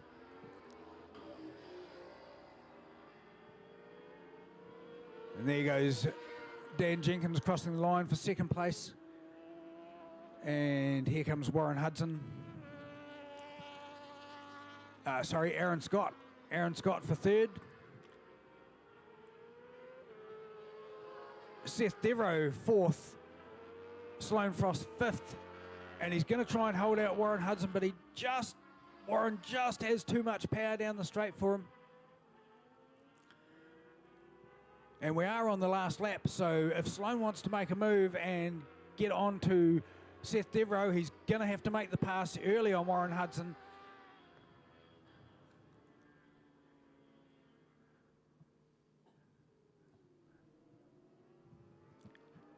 And the race to watch is for 4th, 5th and 6th as they come out of the Euromark hairpin and down into turn 6, Fulton Hogan corner.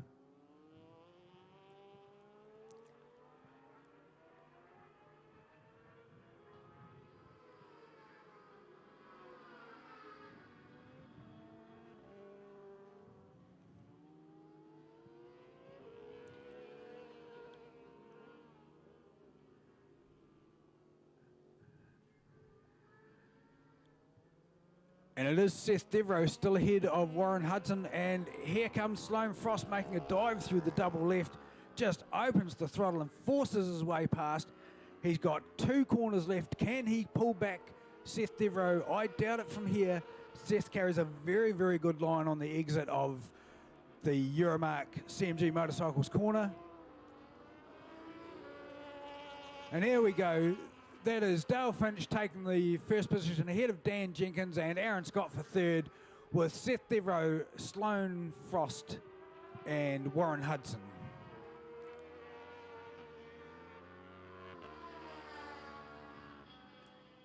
So just recapping our positions: Dale Finch, Dan Jenkins, Aaron Scott, Seth Devereaux, Sloane Frost, Warren Hudson, Angus Finn, John Lowther, Michael Lee, Luke Ryder, Carl Wahoo, Riley Foster. Fantastic riding, and good to see so many big bikes out there competing today.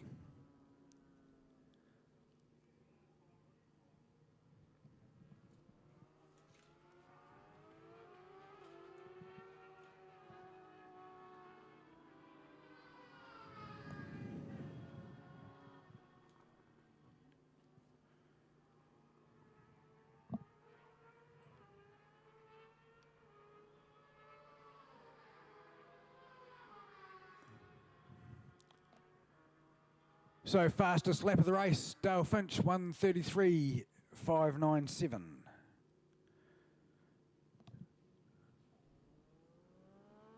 A few seconds off national record pace, but then again, we're not at the Nationals. So doing enough to win, Dale Finch with the best lap time, 1:33.592. In second place, Dan Jenkins, his best lap time, 1:33.578. So slightly better, but not consistent enough. Aaron Scott in third place. An excellent ride from Aaron with the best time of 1:35.162. Followed by Seth Devereaux, 1:35.532. And Sloane Frost, 1:35.712. So a good little group around that 1:35, which is why that racing was so close and so fierce for 4th through to 7th place. Good to see everyone out there riding well and riding cleanly.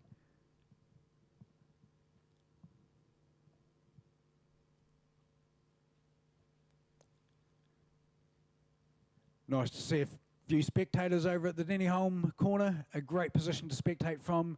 You can see an excellent braking duel unfold there. You get to see the entrance through to the sweeper as well onto the straight. Good view of the infield. Absolutely brilliant position to watch from.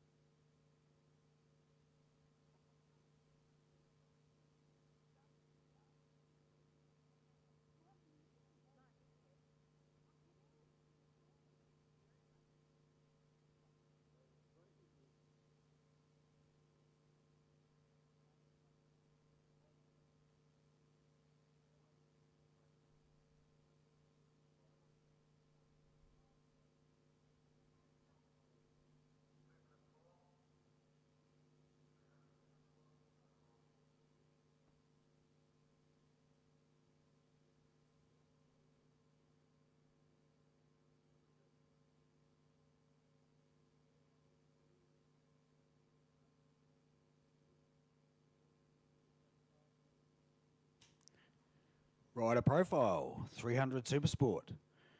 Charlie Newham. Charlie's from Christchurch, and his biggest supporter is his mum. Thank you, Mum, for the moral support. I know that mums support a lot of the riders out here, so thank you to all the mums. Charlie's been riding for about 1 year. He brought a road going R3 and took it to the track, and then he decided he needed to be racing. The high point of his riding so far is beating a Ducati V4 on the infield at Ruapuna with his road going R3. That would be an achievement. Well done, and no wonder it inspired him to come racing. Congratulations, Charlie, and welcome to racing.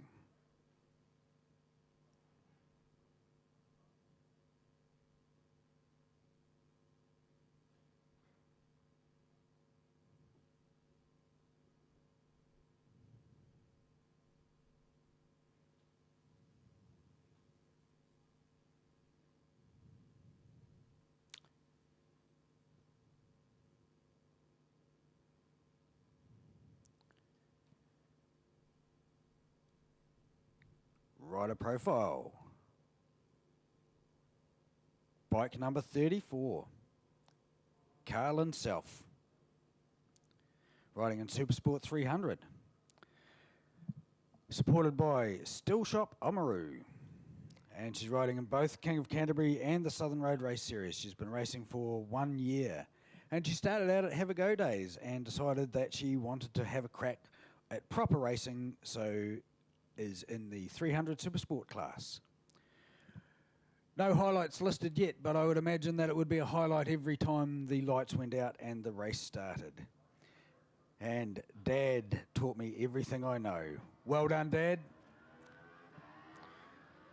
And again, first out, Nixon Frost, working on his setup for the Road Race Nationals with NZSBK this year. Large field of riders in this class. Good to see the smaller classes with large fields. It means that road racing is healthy and supported in New Zealand. It's fantastic to see.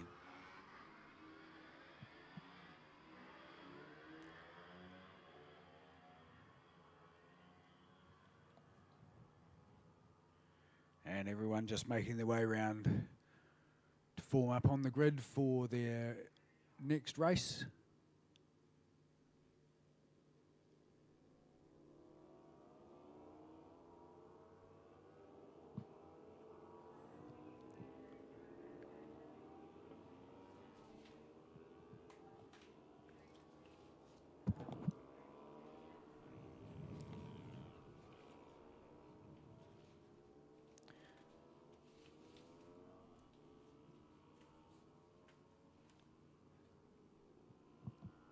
So I'm going to call out Duncan McCarty, age 41, riding a 2014 KTM RC390 in Supersport 300 and Clubman's.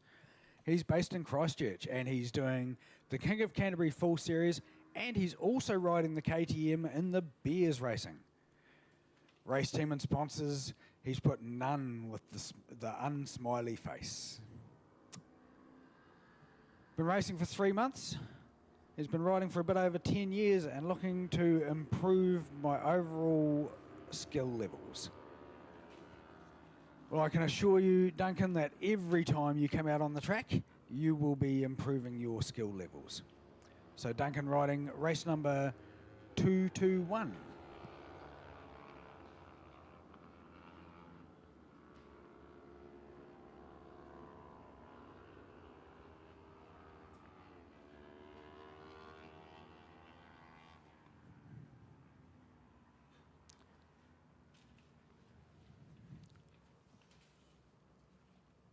So we have a nice little team here.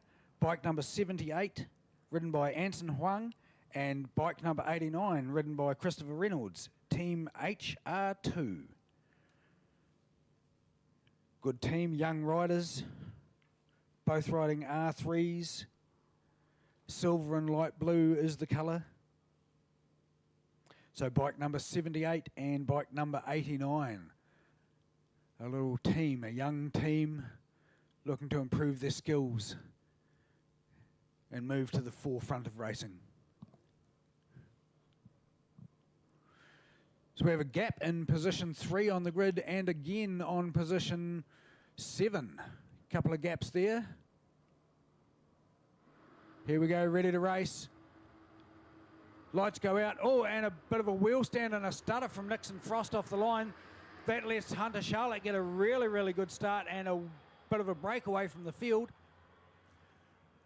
Hunter will be hard to catch from there if he's managed to get a good start. He has managed to get a good start and pull himself a good gap. The stutter from Nixon Frost actually backed the whole field up and managed to give Hunter a good 2.5 second gap. Let's see if he can make some use of that.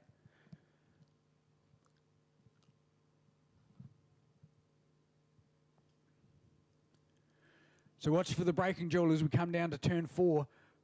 Position 4. Can he make the move through? Not this time.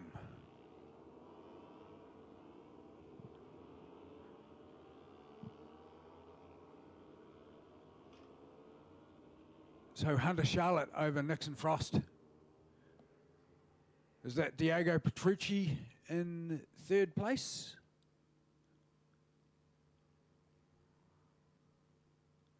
Hard to tell till they get a bit closer, but definitely Hunter Charlotte with a very, very good break. Over 3 seconds, and we're not even halfway through first lap.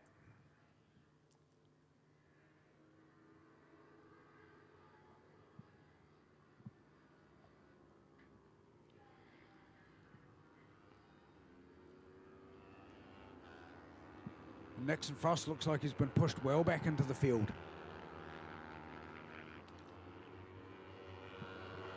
So here we go, Hunter Charlotte making the run down to the line for the first lap with a healthy lead.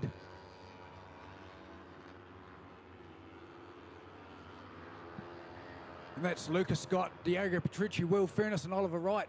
Nixon Frost pushed way back down into the field.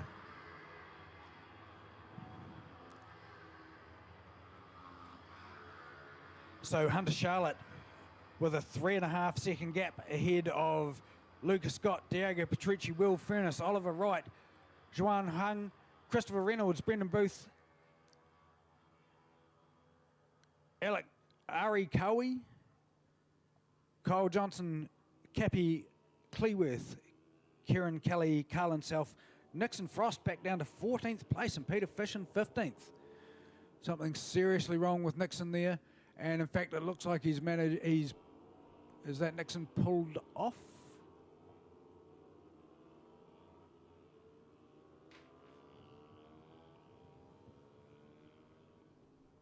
Oh, and a bike down at turn 4 on the exit of Euromark hairpin. He's up and out of the way.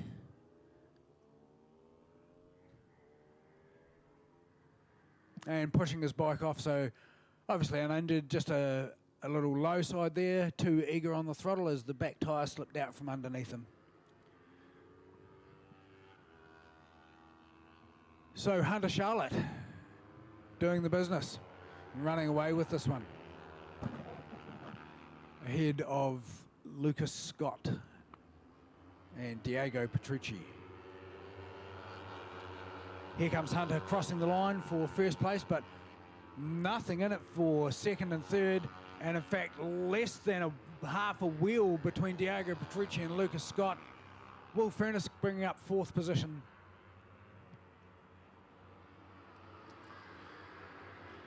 So very, very close racing for second and third, 4th and 5th.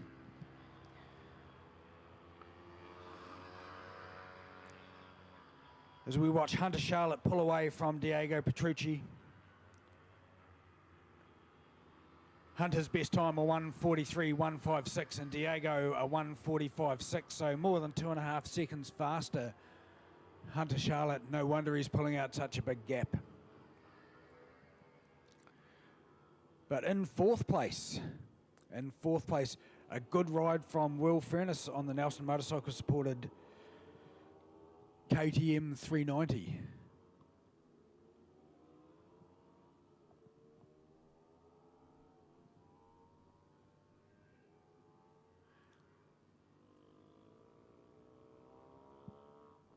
battle from 6th to 12th is a good looking battle.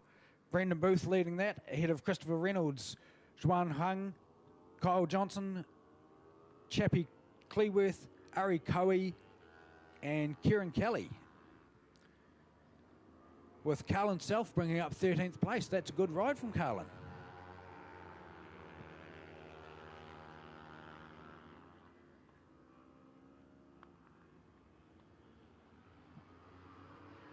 And there's the leader, Hunter Charlotte, crossing the line ahead of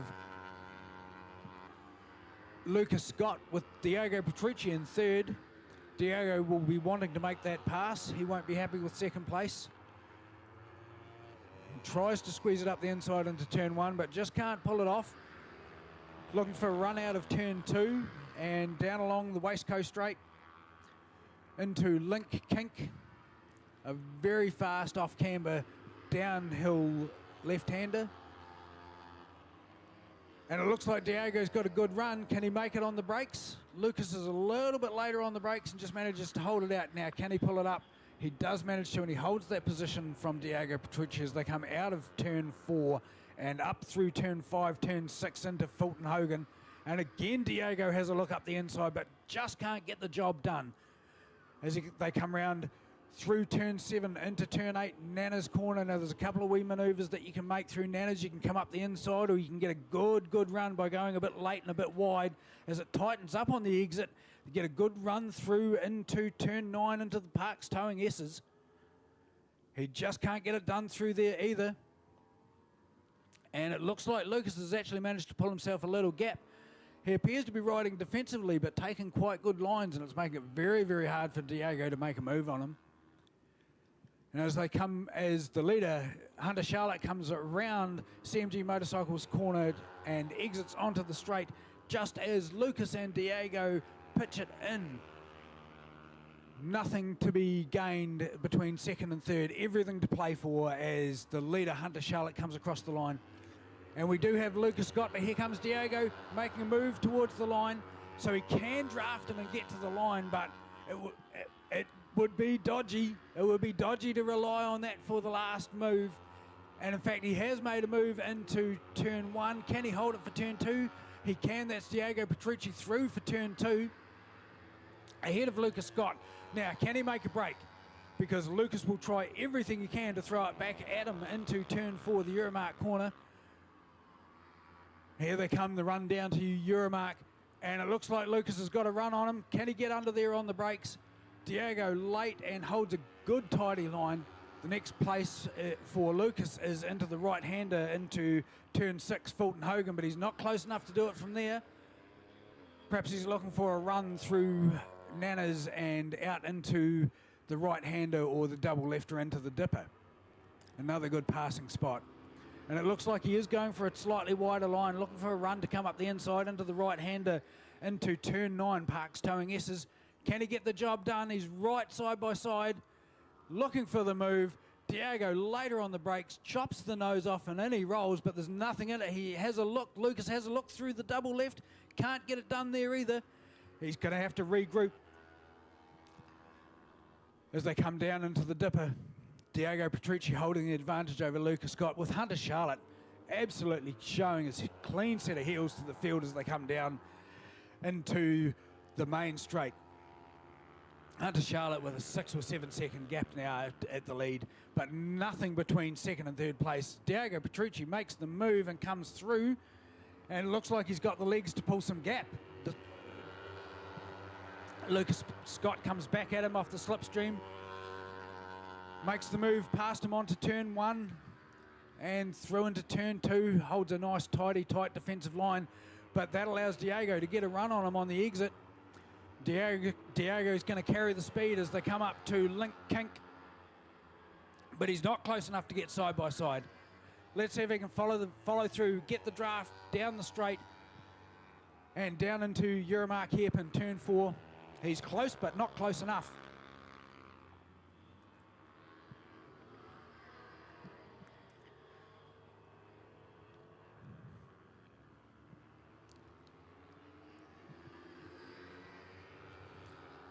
And again, Diego Petrucci has a look, but can't get the job done.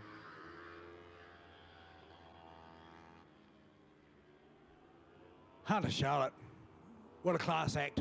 Making a runaway effort of this one. Got a good wee break at the start, made the most of that, and he's certainly cleared off and shown everyone a clean pair of heels. Best lap time for Hunter, a 1:43.1, exceptional at this time of year. As Hunter Charlotte works his way through CMG Motorcycles corner and down the straight. 5 laps done. Bike number 73, Hunter Charlotte, crossing the start-finish line, tacking off another lap. And here we have Diego Petrucci and Lucas Scott still dicing for second and third. There's absolutely nothing in it. Both doing 1:45s, one at a 1:45.0 and one at a 1:45.1. Absolutely nothing in this between first and second place. Couple of good dices throughout the field. If we look back, just crossing the line now, bike number 89 and 71, that is the Christopher Reynolds, Aaron Hung HR2 team, battling away together, having an absolute fantastic time with Brendan Booth following through, enjoying the racing as well. So good to see some mates out there having a fantastic time and absolutely doing the business on their bikes. Looking good, absolutely good there, Christopher and Juan. Bikes are looking wonderful, easy to pick out on the track. Brendan Booth and Cappy Cleworth as well having a good ride. And it looks like Brendan trying to make a move into the hairpin and around the outside. Can he get it stopped? Can he get it turned? Can he get the run on? And it looks like he just gets squeezed on the exit. It's hard to get a good pass through there. You have to be absolutely committed and know that the rider's seen you, because there is actually only one line through that little S's kink between turn 5, turn 6. It's very narrow through there. So Christopher Reynolds, Swan Wang, Brendan Booth and Cappy Colworth having a good ride. And we are on to the final lap, ladies and gentlemen. The white flag is out for Hunter Charlotte. And here comes second and third. Look at that, side by side, nothing in it as they cross for the penultimate lap. The white flag is out. And it is Lucas Scott slightly in front of Diego Petrucci. There'll be nothing in it and everything thrown at it as they come around this last lap. Hunter Charlotte with an absolutely dominating ride in this session.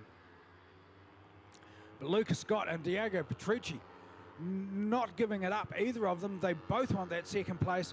Breaking duel into the hairpin. Lucas Scott holds the line. Nice and tidy, nice and defensive. The next passing manoeuvre is into turn 6, Fulton Hogan, but Diego's not close enough there. Now there is a back marker that they're going to catch at some stage during this lap. Will the back marker come into play? Will someone be able to take or lose advantage from this? Hunter Charlotte well and truly dominating, leading the field into the dipper now. As we watch back, and here comes Diego Petrucci and Lucas Scott, and it looks like Diego's got through, and the back marker is going to play a part. No, he's not. He's held his line beautifully, and that's let both of them through nicely. Diego Petrucci just got a wee bit of a head though, and it looks like he might be able to hold it off from Lucas Scott. And here is Hunter Charlotte coasting across the line, celebrating with his father on the pit wall there. Congratulations, Hunter Charlotte. Absolutely brilliant ride. And who's going to take it? Is it going to be Diego Petrucci? It looks like he's done enough. That is Diego Petrucci for second place ahead of Lucas Scott. Absolutely brilliant racing between those two. Absolutely brilliant.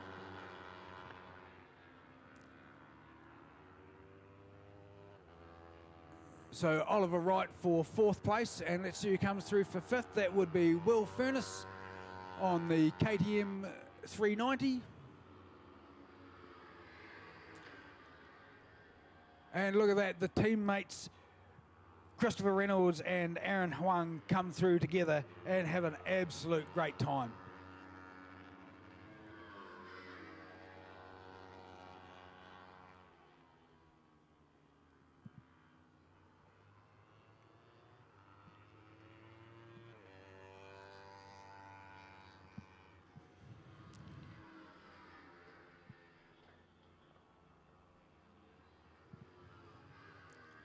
There's Peter Fish coming across the line. Well done, Peter.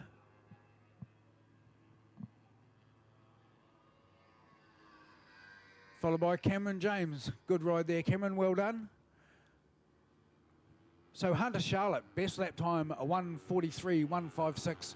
Followed by Diego Patrici, 1:45.104. And Lucas Scott, a 1:45.005. Good racing, close for second and third.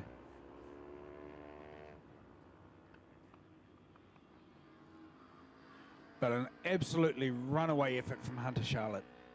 Be interesting to catch up with Nixon Frost and find out what the issue was with his bike.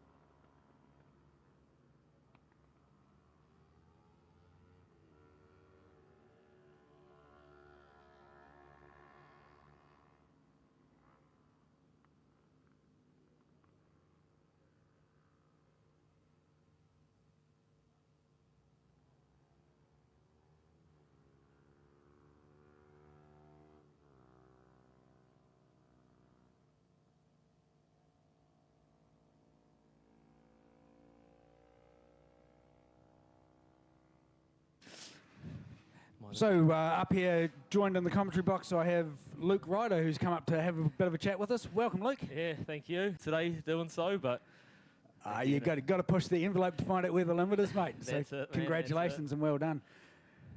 So out there today, we've got the 250 production and 150 Super Sport. Bike number 16 off the front. That will be Dan Jenkins, who won the first race with. And they're away. They're away. this is a great field we got out here, eh? It's always good. Canterbury always puts on an extremely good junior field. They're a very supportive club, eh? And it's great to see the amount of the 250 proddy bikes still out there, still kicking around, eh? They make a good watch, that's for sure. Yeah, they do. You know, the racing's close, you know, and there's not a lot of difference in terms of power, performance or handling between any of the bikes, so it's good to see. And we will see Dan Jenkins out there at the front making a break for it on the little 150cc. But the 250s will pull him back down the straights, and they'll keep him honest for the day. I think Dan's going to work very hard to win this one, and like he did the first one. In fact, he's off into second. He's back a fair bit in the pack, to be fair. That's not down at the front. That is Alex McElwain leading on the 250 proddy bike. So Dan slipped back into, is that second place? That's Dan just taking second back. I think he must have run wide out of the hairpin there. By the looks, he didn't get a good run out. Yeah, it's difficult on the little bikes. The 250s certainly jump out a lot harder out of the corners. You know, the 150s, we have a struggle to keep the momentum going, but, you know, if you've got a good front end set up, dive it in on the brakes and look for that corner speed, as Dan's doing there. In fact, he gets an excellent run through the double left here. You'll notice he keeps his knee on the deck most of the way around, just lifts it slightly through the centre of that double left. And look at the distance he's pulled back on first place just through that one section of track. Now he's going to struggle, of course. He's got to stay in the draft all the way down the straight because that 250 will strip the legs off him as they head down past the start-finish line. Looking like a good run, though, from Dan as he comes out of this, manages to hold off Dan. This will be the area Dan's got to work to stay in it. I know myself riding against the bigger bikes, you know, you can't sacrifice that mid-corner speed. They run out of turn one all the way through pothole to the hairpin. The horsepower really comes into its own through there. Yeah, absolutely. And I noticed Dan got actually a really good run out of turn two, down through turn three, the link kink, and he's right on the tail now. He's making the dive into Euromark turn four. Tidy move, And look at that. That's an excellent move. Now he's just got to keep the momentum going. A good run through turn 5 and 6 into Fulton Hogan. Round through turn 7, if he can keep a good flow on through there, he'll have the lean angle and the mid-corner grip to get away through turn 8 Nanas. The 250 will have the horsepower, though, as they come up to turn 9. It should close a little bit of gap on them. And Jack Cotton in third place. That's a good ride from Jack today. First time we've seen him up in the podium positions for the day. It's definitely a great watch from up here. You got battles going from front to back across the whole field. Yeah, it's certainly a great spot to view from, and I encourage all riders to come up and have a view from here. I will hand you the microphone and ask you to help with a couple of minutes worth of commentating, but it's certainly worth the view, right? Oh, it definitely is. It's cool to see it from another perspective, and can see why they always catch us when we do something wrong, because there's nothing you can't see from up here. Yeah, Very cool. Yeah, dead right. So looking for the leaders, and here they come down the straight. And it is still Dan Jenkins, and he's got a good 1 and a bit second lap gap over Alex McElwain. The grid timer shows it only 0.6 of a second, but I'd suggest by the time they get round to the hairpin, it'll be more like half a second to a second again. And again, Dan gets that good run out of turn 2, down the Waist Coast straight and into Link Kink. Looks kind of almost straight from up here, but I can assure you that it is very much a chuck it in and hold the faith left-hander. Yes, it definitely is. There's a couple corners like that around this track. It's pretty special. It's pretty unique in a lot of its ways. Turn 1, I think a lot of people call turn 2 turn 1. But yep. That's a it's quite a corner actually from up here, and that's a flat out even on the Formula 3 bike, and it's a hold your breath down through the box and try and hit your mark. It's, you know, potholes the same. It takes a lot of accuracy to get those corners right. Yeah, absolutely. And from up here, you actually get the opportunity to see the different lines that riders take, and you can actually see the ones that work and the ones that don't. Yes, yeah, that's right. I'm quite lucky to cut some laps out there with Mr. Dennis Charlotte today, and, you know, I think he's almost got his own groove around here, and it's interesting to watch a man with his knowledge, you know, and stick on his back tyre and see the different areas and where he can make stuff up. And there's actually a few nice patches of concrete outside the white line and a few places that if you're brave enough, you can definitely utilise like he did. And Yeah, absolutely. The concrete on the outer edge of Link Kink. A lot of the big bikes use that. Yep, yeah, same as out of the dipper. You can't see over the brow, and you think you're running out of track, and there's about another 3 foot of concrete there to use. Yeah, it's absolutely. I love it out of the dipper. You know, you get that front end come light across the crest. On the big bikes, it's a little dab of back brake to stop it looping out on you. That's the one. Absolutely. Incredible feeling. A scream through there. My favourite section of the track is actually Parks Towing S's turn 9, turn 10, 11. I think that's by far the most fun section of the track here at Ruapuna, but everyone has their own special bits. But no, as before with Dan going around, so those lefts you're talking about, you know, that's again, that's a pretty unique section from up here. It looks like there's quite a straightaway in between the two, but I can show you get that corner right. It's one big corner, and it feels awesome when you do get in. And Dan was definitely utilising that well to keep that little bike pedaling along. Yeah, absolutely, and he's got himself a reasonably comfortable gap there, maybe a second and a half. It'd be hard for Alex to pull that back, I think. Dan's just got to keep it smooth now.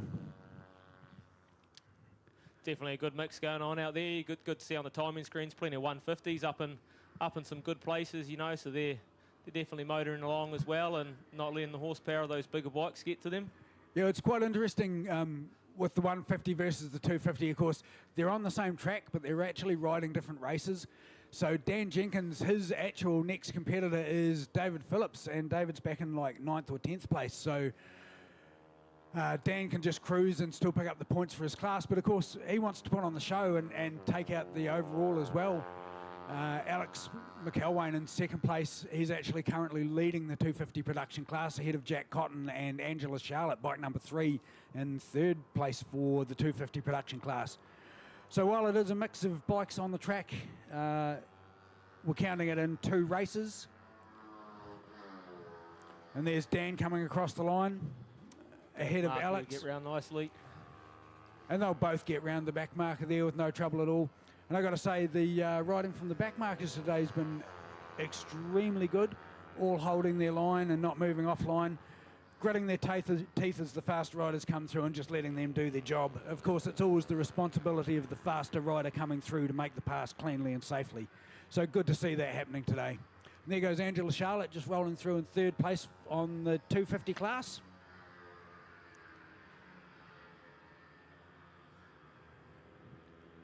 And as we look for the head of the field just coming out of Euromark hairpin, it is still Dan Jenkins ahead of Alex McElwain and Jack Cotton, with Angela Charlotte in third, Carl Waho in fourth, David Phillips in fifth.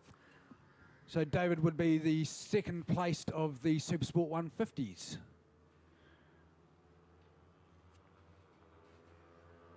Yep. And behind him, Sean McCurry, also on a Supersport 150. So Dan Jenkins, David Phillips and Sean McCurry, Supersport 150, first, second and third.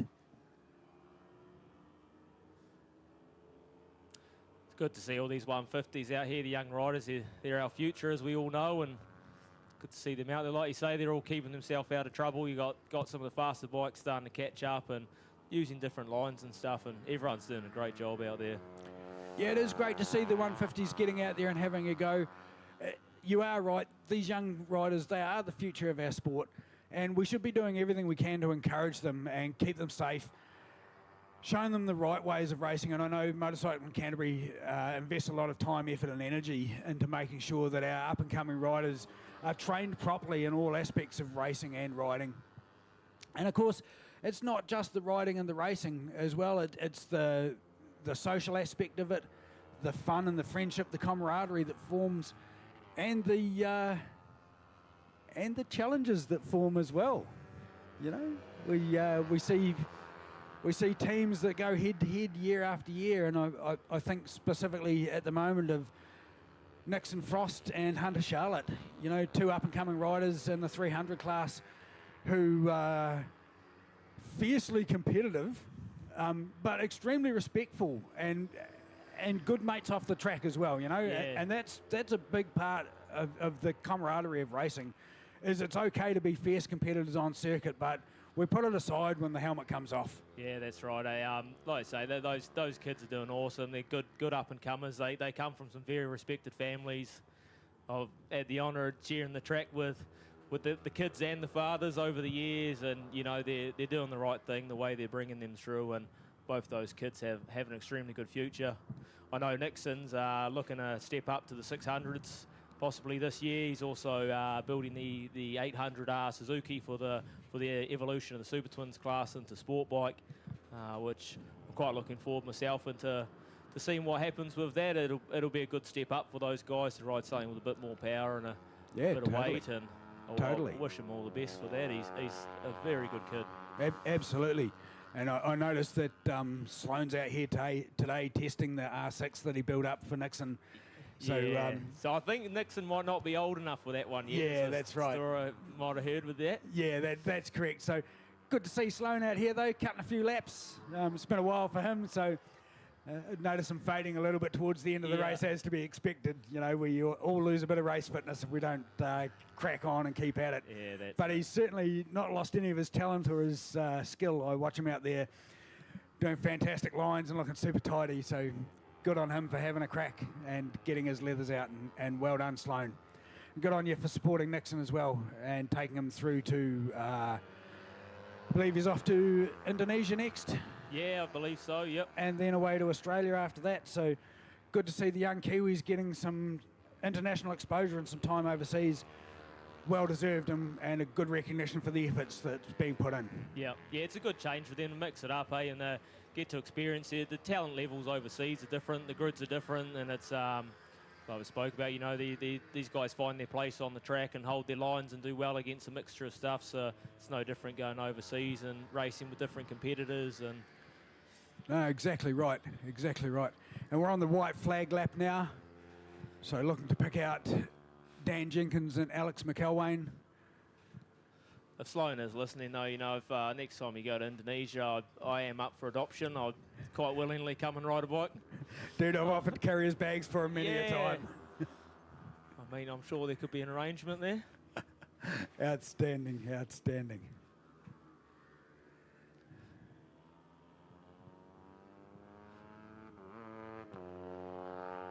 Incredible to see, though, like we said, just put so many of these smaller CC bikes on the track still, and support the juniors and the up and coming. You know, like this is all part of it. Doesn't matter the size of the bike you ride. It's the same enjoyment out there, and it's the same competitiveness from the 150s right through to the super bikes. You know, we're all fighting for the same bit of track, and as hard as you can ride your machine. And man, credit to MCI, they always do well on the junior side, and it's quite cool to come and be a part of. This is new for us. I'm a North Island import. It's cool to see these rounds. It's the first time I've done one of these MCI rounds, and it's been incredibly good so far.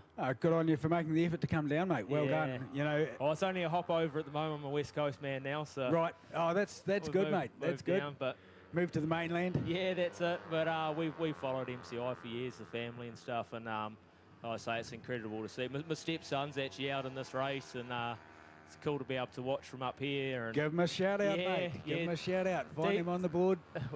I'm not sure where he's placed out there. He hadn't ridden for a while, but Deegan Nolan out there, number 38. That's our boy. You know, we're just, again, been here, MCI, just can't say enough about them with the junior class, and we've struggled to get him on the grid over the years. There is. Yeah, that's him. 38 with age and dispensation, and you know these guys have always been incredible. Even when we've made the trip down over the years from up north, they always find a place for them in the training grids and bits and pieces. And it's again, I can't say enough about the club. Fantastic, mate. It's always nice to get good feedback from the riders about the club and how Yeah. it's doing. And you're right, MCI has put a lot of effort into juniors over the years. It would be 40-odd years of juniors training through MCI in one form or another. It's great to see that that's continuing as well, and there's a big effort, a continued push to bring juniors through to the sport. Of course, there is a 250cc bike available for hire from Motorcycling Canterbury if you want to come along and have a go. If you don't want to put in the expense of buying the bike and buying all the gear, you can hire the bike and all of the gear that you need from MCI. I think there's 2 or 3 bikes available at any one time, Ninja 250s. So it's a good class to have a go at. Costs are very, very low.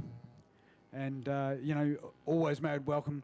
You'll be put out with someone who can assist you with your riding and help you with a bit of training. So you're not just thrown straight out into the mix and expected to be world champion. You know, the club does help by providing trainers. So it's an excellent way to have a crack and see if racing's for you. Yeah, it'll be good to see some people come along and take those opportunities. I don't think there's a lot of places where you can come and just jump on board and have a go like that. And Yeah, it's something that the club's been doing for a few years now, and to be fair, it has brought a few riders back into the fold, you know. We've got some older riders take the opportunity as well. I think fair warning, if anyone hasn't tried it and they do, it's quite addictive. Yeah, you're not wrong there. But, you know, it doesn't have to be mega expensive either. You can stick in the 250 class. You can buy yourself a Ninja 250 for, you know, $1,500 these days. Chuck some tyres on it, a set of brake pads, maybe buy itself a decent shock. A new Olin shock for an R3 will cost $2,000. Not expensive. And chuck some tyres on it, away you go. That's it. Yeah, and Couldn't be any simpler, really. yeah, it's good fun, good entertainment. What is it? Kids in sport, stay out of court. That's it. Get them into motorcycle racing, they won't have any money for anything else. No, that's it. You can't get into any trouble if you can't afford it.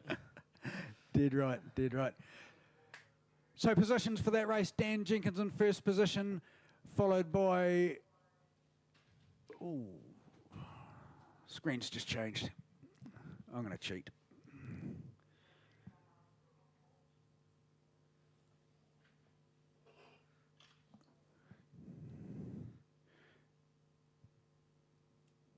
So in 150 Supersport we had Dan Jenkins followed by Sean McCurry and David Phillips.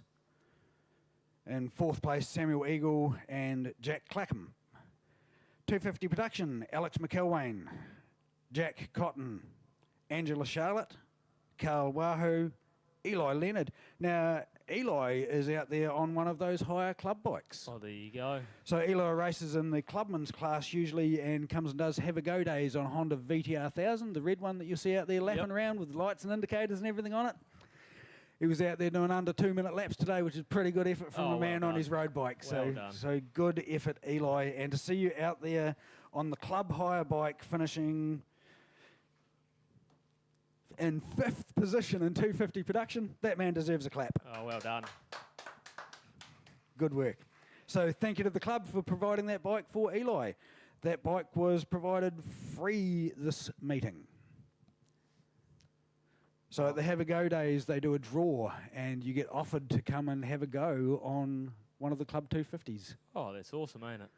So the club runs several Have a Go days over the course of the year, and they are predominantly for road riders to come out and experience the thrill of opening the throttle on their bike and the relative safety of a race circuit with the opportunity to crack the whip without getting the whip cracked. That's it. So good times can be had out here at Euromark Motorsport Park. Whether you've got a road bike or a race bike, you will be catered for. It's a great way to upskill for your road riders as well. It's a safe place. We're all going the same direction with the same intent.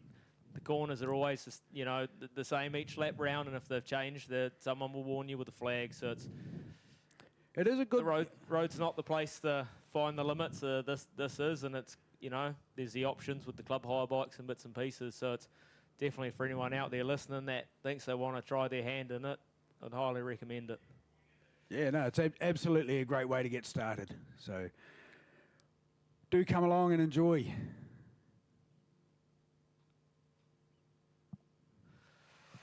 Oh, I think we're gearing up for the next race.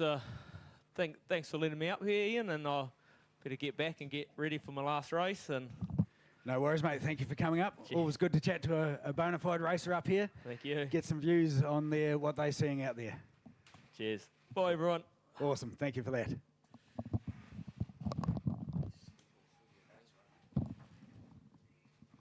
Always wanted to come up here, and then I got here, I'm like, I don't know what to say. That's all right. That's all right. Compromising. Double class and so knackered. I did the Formula 3. Yeah. So won both the Formula 3 races. Nice. And then I went out in Formula 2. I've done it the Bears and that before, and there's not too much. You know, I lose a lot down the straights and stuff, but that's too much. Not good enough. And it's warm. Yeah. We've had cold for so long. That's a Suddenly humid we've got a warm, Yeah. sticky day, and it's like, That's a human warm too, like I'm in there sweating now. yeah. I haven't wanted to get out my letters. I had a seagull this morning. Oh, nasty. Yeah, I had one down there. It's still beside the track, half exploded. My whole arm, I don't know what it was, 'cause it's not blood, it's not poop. But my whole arm was covered up here, this side, all my helmet, the whole side. It was a seagull, and I'm thinking, yeah, good feeder, fish and chips and something. It smelled, it's like that smell like bait on your hand.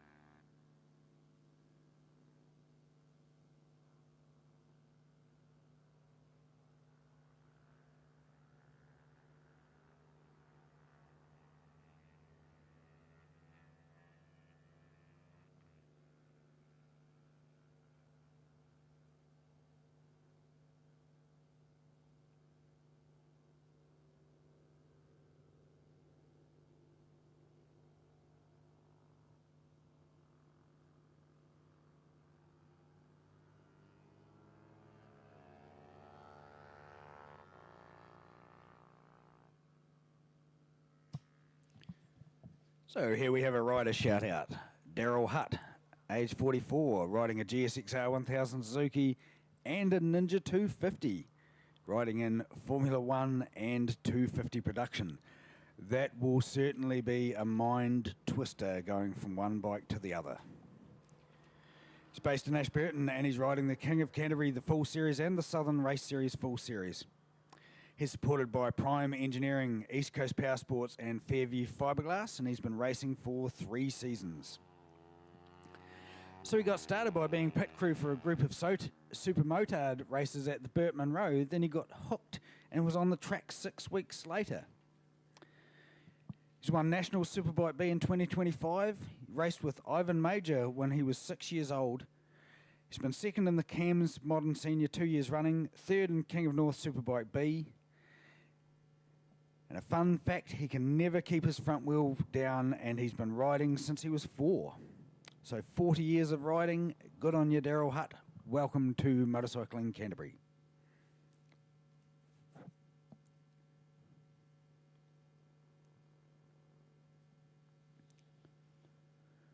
Another shout out, Ryder Chamberlain, age 13 years old, based in Christchurch, riding a Yamaha R15 or a KO 150.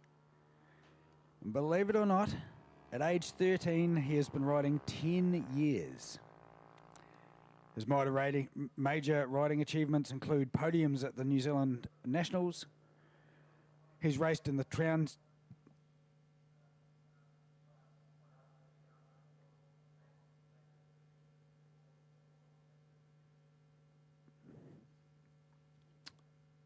So he's raced in the Trans-Tasman Challenge for Team New Zealand and Australia, and he's had lots of good results in motocross racing. His racing number is number 52.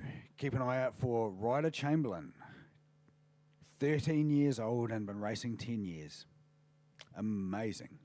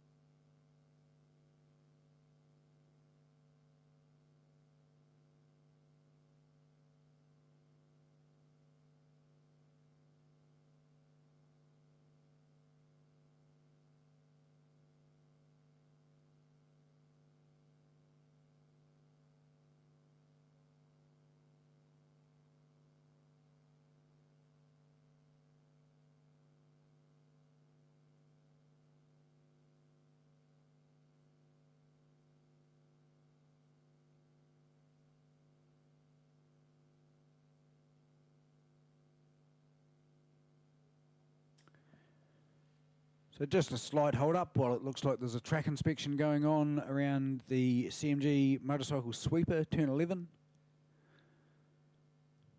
Perhaps a rider's reported seeing something on the circuit.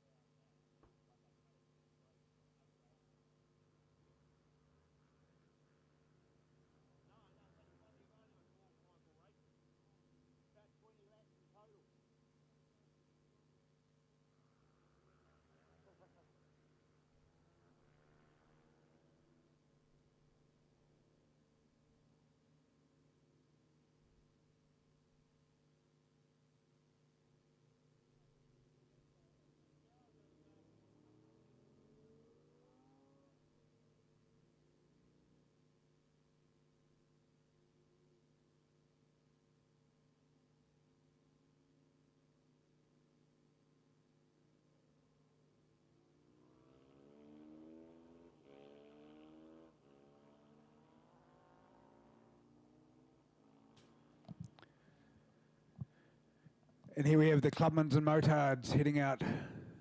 Eli Leonard on the red VTR 1000. Dean Prattley on the black GSXR. Kirsten Lang out there as well.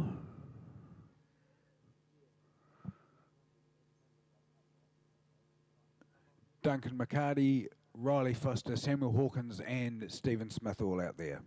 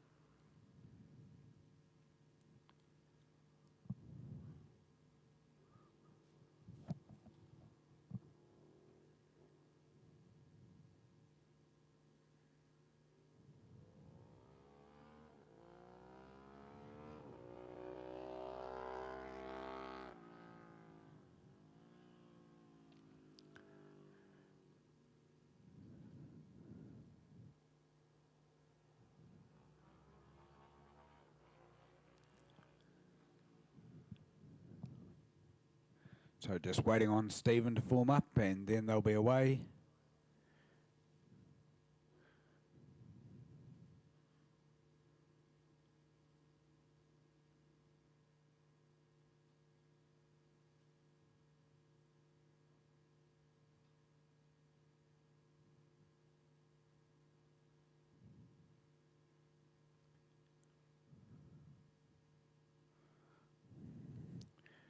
Just a wee juggle there for grid positions.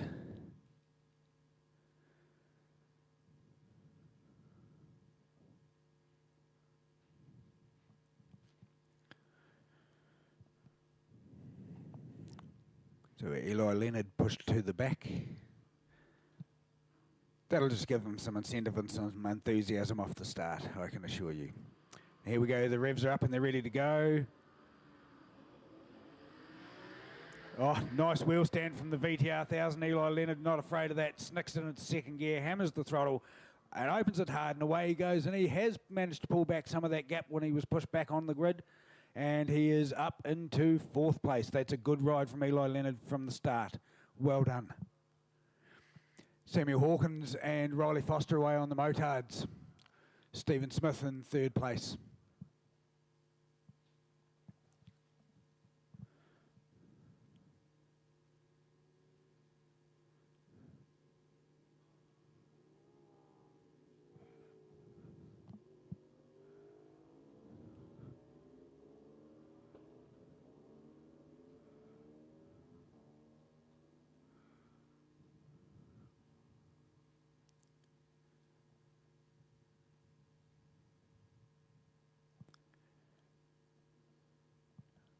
The thing to remember about a couple of these riders out there is they are using their own road bikes.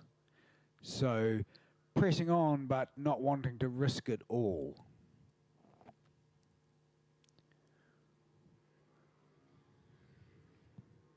As they come up into turn 9, a good little battle there for third, fourth and fifth.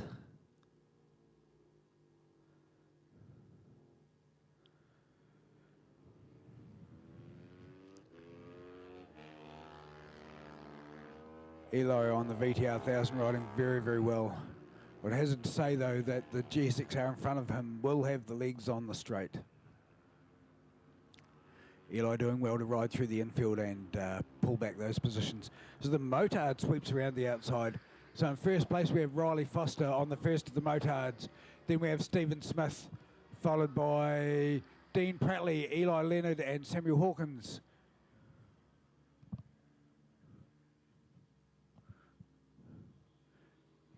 And here comes Duncan McCarty, and that'll be Kirsten Lang bringing up the rear.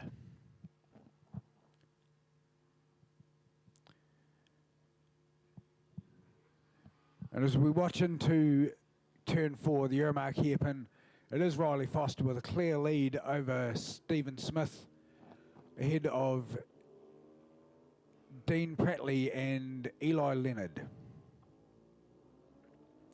And as I thought, the GSXR has the legs down the straight. Let's see if Eli can do anything through the midfield to pull back some of that gap.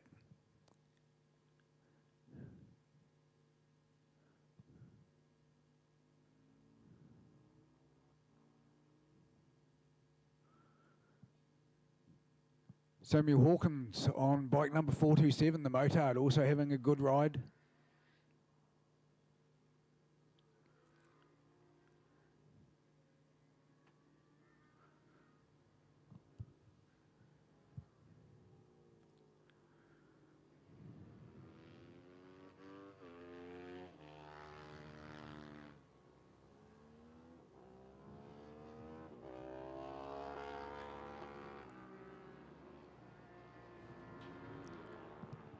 Down the straight, it is Riley Foster with a commanding lead on the Super Motard. Ahead of Stephen Smith on that lovely Ducati SS. Dean Prattley on the GSXR and Eli Leonard on the VTR. Samuel Hawkins also on a Motard, with Duncan McCarty and Kirsten Lang following.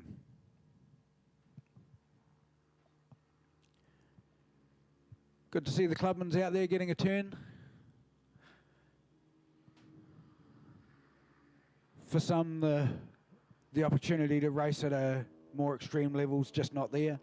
The opportunity to ride and get some laps in at a Clubman's class is a great way to take the need for speed out of your daily riding. People with a high-performance road bike should make the most of the circuit we have available here. Motorcycling Canterbury does have a go days that cater specifically for road riders, and those days are very, very well subscribed, with every rider getting plenty of track time. In fact, I note that most riders do not come out for the last session of the day.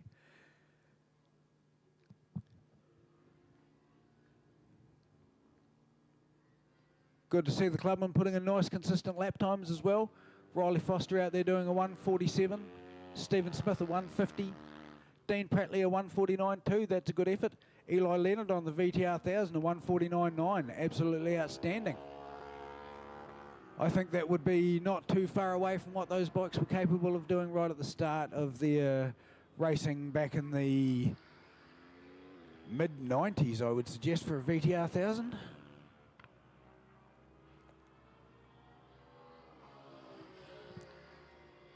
Good ride there from Stephen Smith in second place and Dean Prattley in third, Eli Leonard in fourth. And in fact, I haven't spoken much about Riley Foster in first place, so let's give him a shout out as well. Riley Foster on the Motard. So in terms of overall positions, Riley Foster first place on the Motard, Samuel Hawkins second place on the Motard. Stephen Smith first place Clubmans, Dean Prattley second place Clubmans, and Eli Leonard third place Clubmans. Duncan McCarty fourth Clubmans, and Kirsten Lang fifth Clubmans.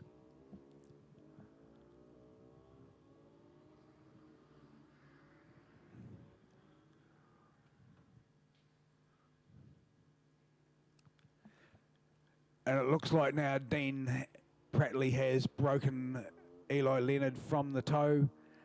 And it looks like Dean is now concentrating on catching Stephen Smith, which would be a very creditable effort, given that Stephen is on a dedicated race bike and Dean is on his everyday road bike.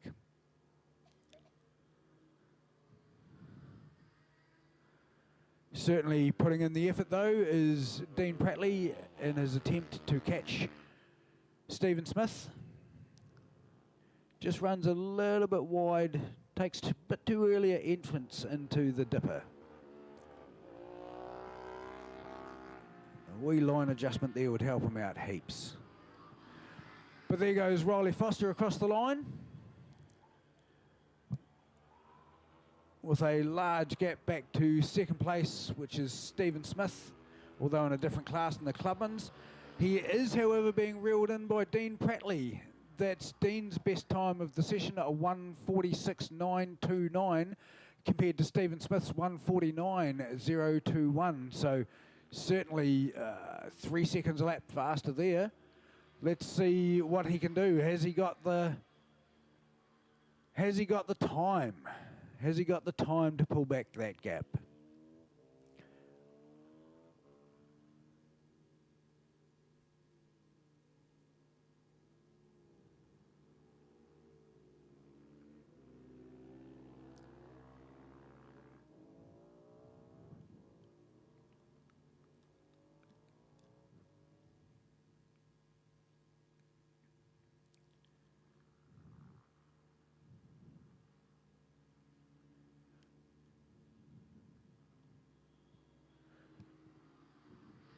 So crossing the line there, Duncan McCarty with a 2 minutes and 4.4. Best time of a 2 minute 3.3.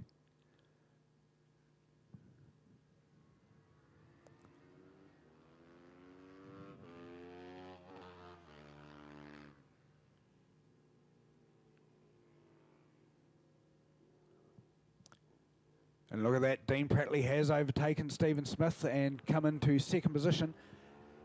And watching as we come for the line, here comes Riley Foster charging towards the line.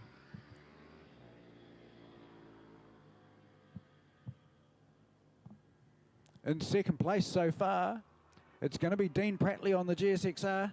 Stephen Smith had a good look at him out of the exit of the sweeper, but the horsepower of the GSXR is going to do the job. And he pulls a bit of a gap, does Dean Prattley on the way down the straight. So that puts Dean Prattley in first place for the Clubmans, with Stephen Smith in second and Eli Leonard in third, Duncan McCarty fourth and Kirsten Lang fifth. In the Motard class, Riley Foster absolutely storming off into the distance with a commanding lead ahead of Samuel Hawkins.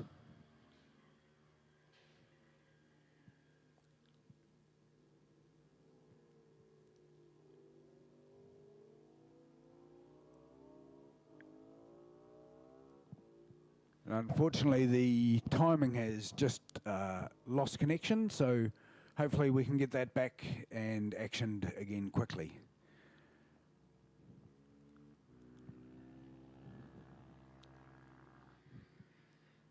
But in the meantime, Riley Foster running away with it in position 1 with a commanding lead. Dean Prattley in second place on the GSXR. And Stephen Smith following in third, although that will have Dean Prattley first in Clubman, Stephen Smith second and Eli Leonard in third. So good riding from all of those people. In fact, good riding from everyone at the track today.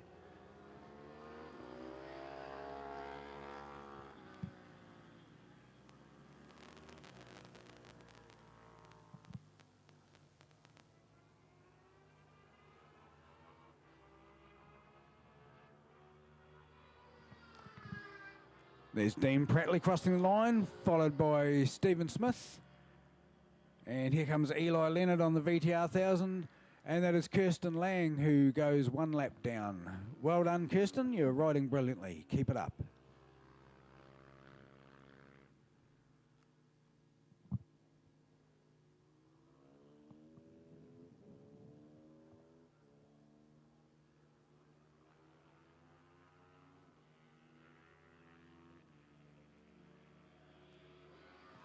So here we go, the last lap now.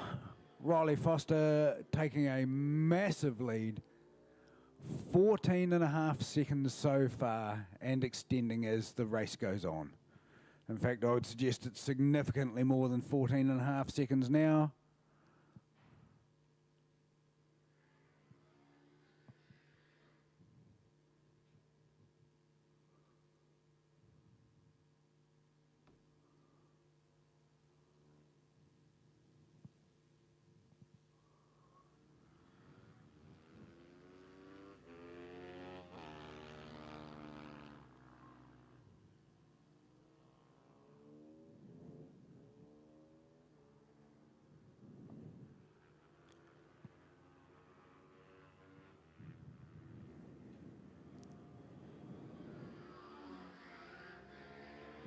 Oh, and there's Riley Foster taking the checkered flag.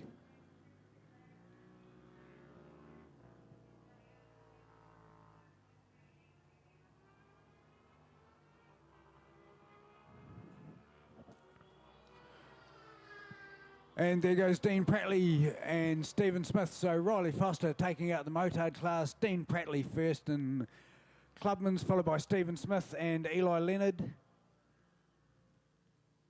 Oh, slick Rick on the VTR 1000. Good on you, Eli. Good riding.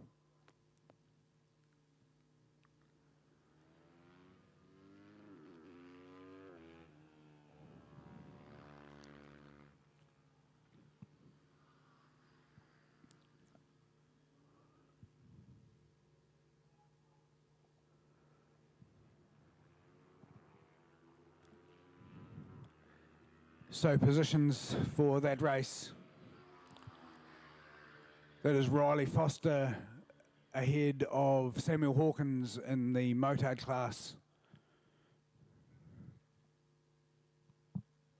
Dean Prattley ahead of Stephen Smith and Eli Leonard for first, second and third in the Clubmans, followed by Duncan McCarty and Kirsten Lang.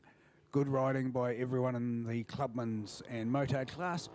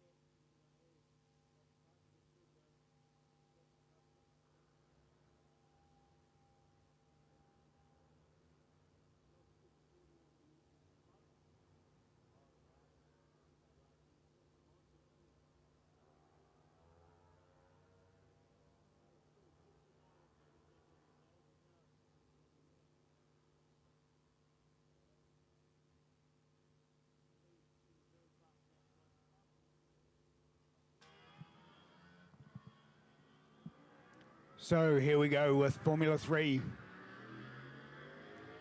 Heading out onto the track now. Hunter Charlotte leading them out.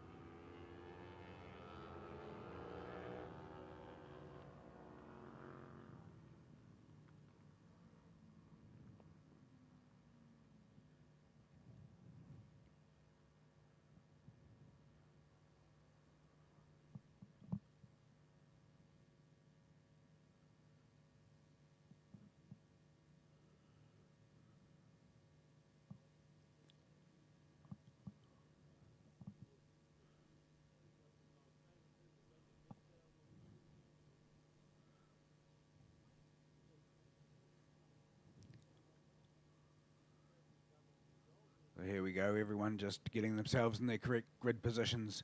Dennis Charlotte in P1. Hunter Charlotte P3.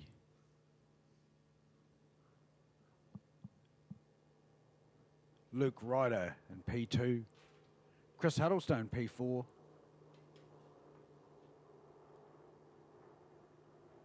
So that Will Furness on bike number 173. It is. And then 3 gaps beside him. So here we go. Everyone getting ready. The lights are on, ready to go. And again, another good start from Hunter Charlotte, but misses a gear by the looks of things and gets absolutely mauled back into 5th or 6th place. Chris Huddlestone looked like he got a good start from the outside.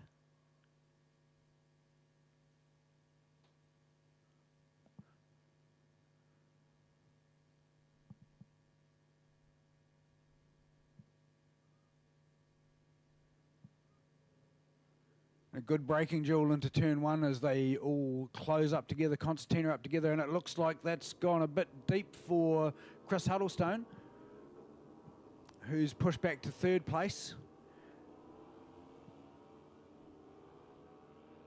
Is that Dennis Charlotte in the lead?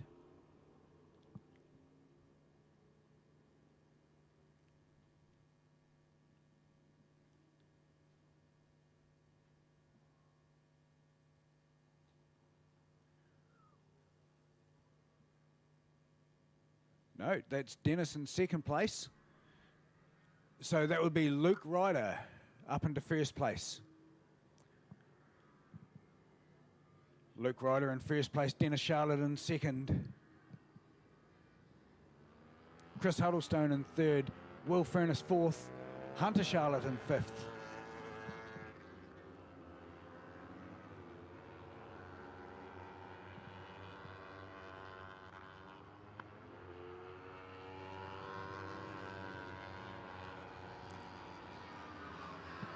So here we go, Luke Ryder followed by Dennis Charlotte, Chris Huddlestone, Hunter Charlotte and Will Furness. Nothing to choose between those two. Samuel Eagle, Lucas Scott, Oliver Wright.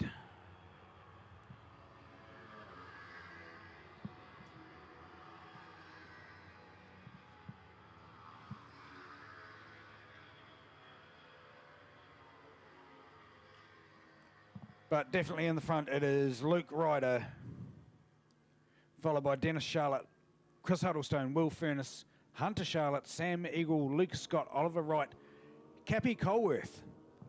Cappy, 24 years old, quite new to the sport. So Cappy's just getting started. He's done a few have-a-go days, and this is his real introduction into road racing. Good on you, Cappy. Keep your head down and keep riding well, mate. You're in 9th position.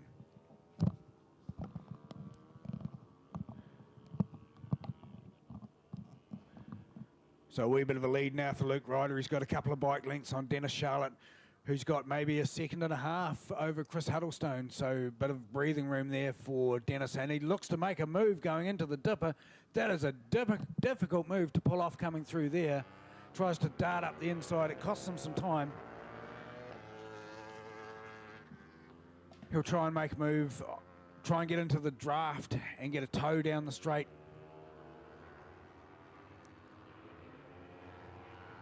See if he can maintain some of the gap.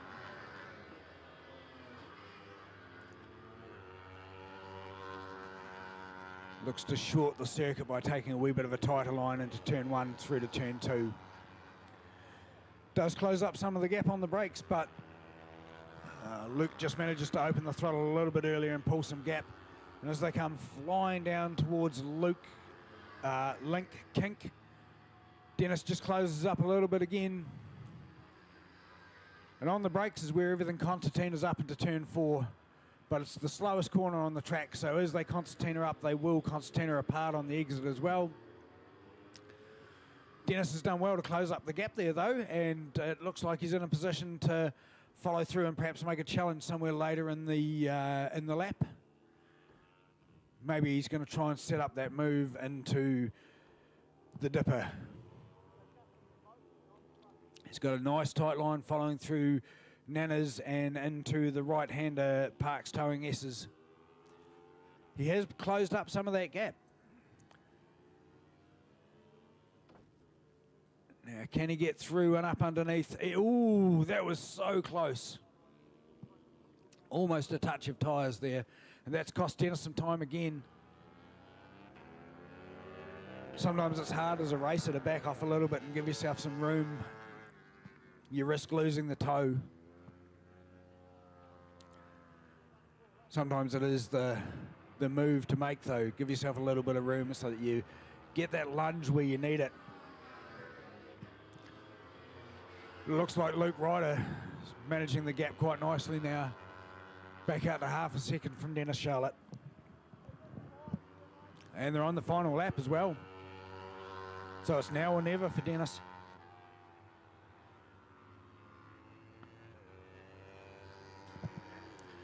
As they come through Link Kink, Dennis has got a good run on, and it looks like he might get close enough to take a big dive. Luke Ryder going defensive. Dennis is right on the tail now. Luke's going to have to ride very defensive into the right-hander if he wants to prevent Dennis from having a look underneath him. Dennis is going to show no mercy. At the slightest sign of an opening, he'll find a way through. If he can't find an opening, he's likely to make one. Very, very determined rider, Dennis, and he's having a little look into Nana's, and he's not going to get it done there, but he has closed the gap. What can he do? What can he do on the exit? Luke's gone defensive. Is that the right strategy with Dennis so close? And Dennis is going to have a good look this time. Is he close enough? He's not. He's going to have a look around the outside. He can't get it done there. His only opportunity now is an absolute demon late minute dive into CMG motorcycle sweeper, but I don't think he can get it done there. Unless he can get a really, really good draft and a massive drive. I think this is going to go the way of Luke Ryder, but let's see. Dennis is trying everything he can. He's in the slipstream, but Luke Ryder is going to take the win, ladies and gentlemen. That's Luke Ryder ahead of Dennis Charlotte, ahead of Chris Huddlestone. A great ride from Chris. And will it be Will Furness through for 4th place on the Nelson Motorcycles supported KTM? It is Will Furness, and followed by Hunter Charlotte. That's a good ride from Hunter. Hunter bringing out 5th place. That's awesome. Lucas Scott in 6th, Oliver Wright in 7th. And it looks like Sam Eagle might have had an off-track excursion somewhere. I did see a little puff of dust out the outside of turn 2, so potentially out there.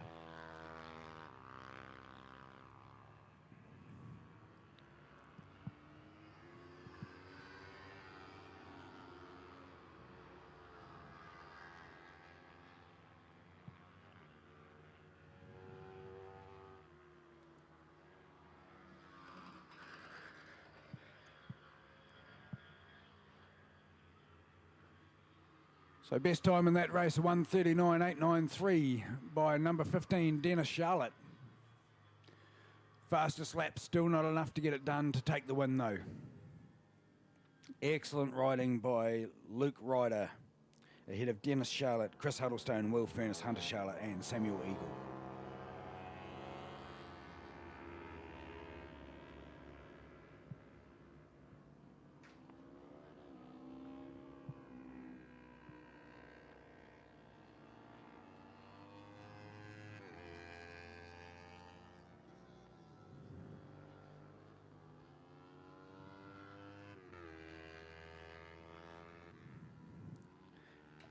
So I'd like to give a big shout out to all of the riders who filled in their rider information sheets, either online or in the paper copy.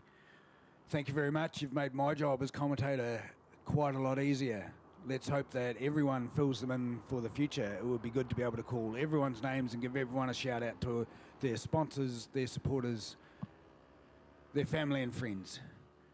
Don't forget, this is going out live on RJTV. So there is the opportunity to have your name heard live on live TV.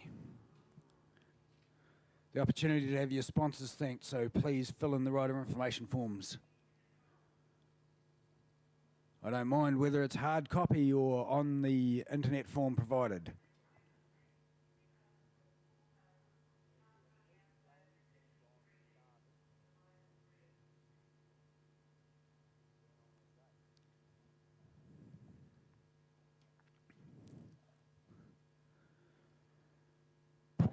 We are running short of time now, ladies and gentlemen, so please, when your race is called, please make sure you are up promptly. We can't afford any more hold-ups during the day. We are running short on time and laps are already being reduced.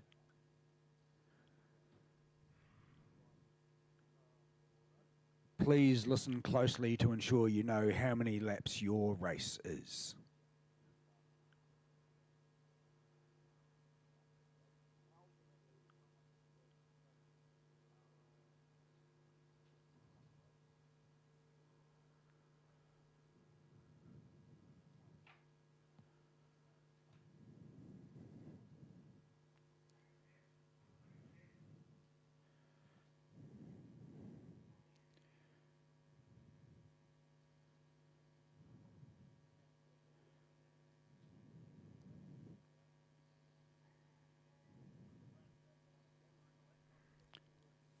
So shout out to Taylor Cullen Holder.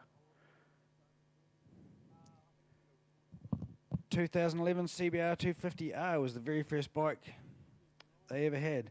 Learned to ride on it and then rode, and it's now his first race bike. He's doing they're doing the King of Canterbury, the full series, and only been racing 4 months. Well done. They found a friend that races, and I told them that I was interested a long time ago but didn't know anyone or how to start it. And he said, come along and do a Cam's race day. They've been hooked ever since. And their major achievement is that they're happy to be racing. A fun fact about them is they like to collect music. Oh, there we go. That is a fun fact. Oh, and there we go. There's Dan McKenzie out on the CBR 1000, the old school Fireblade, out for a nostalgic ride. Dan campaigned that bike very, very well across many, many seasons through Greymouth Street races, Nelson Street races, wins at both events, as well as campaigning successfully at New Zealand Superbike level and at a domestic club level on that CBR 1000. I'm sure he's just brought it out for some nostalgic fun. It'll be interesting to see how he goes on that compared to the much more modern Ducati that he has been riding for today. So shout out to Dan McKenzie riding 2 bikes today. Well done.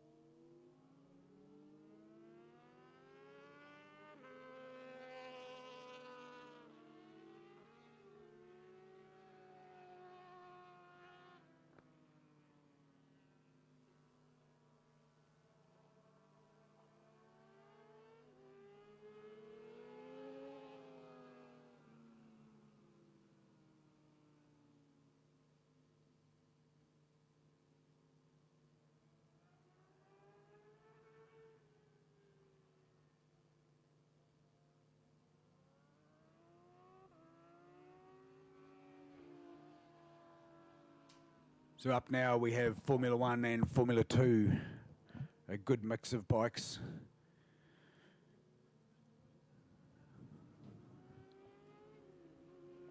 A blend of 675, 600s, 1000 cc's. The 1000s carry a little more speed, a little more weight, a little more horsepower and a lot more fear. The 600's more nimble. Bit better on the brakes, bit easier to turn. Equally as scary at speed. Around a track like Ruapuna, there's not much to separate the two.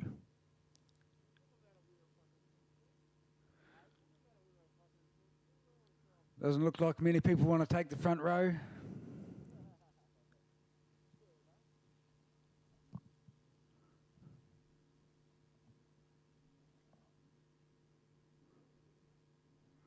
Everyone's sitting back from the start.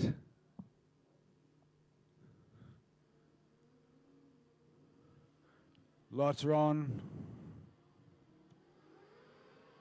Revs are up. Everyone's ready to go. A bit of a slow start there from Warren Hudson, but looks like Seth Devereaux got away quite cleanly.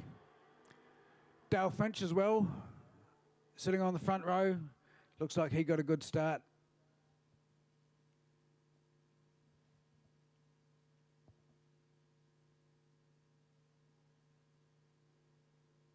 Just see how they go as they run round into turn 1. Oh, look at that, a squeezy move through the link kink. One gets past and one doesn't. So that looked like a move on Warren Hudson there.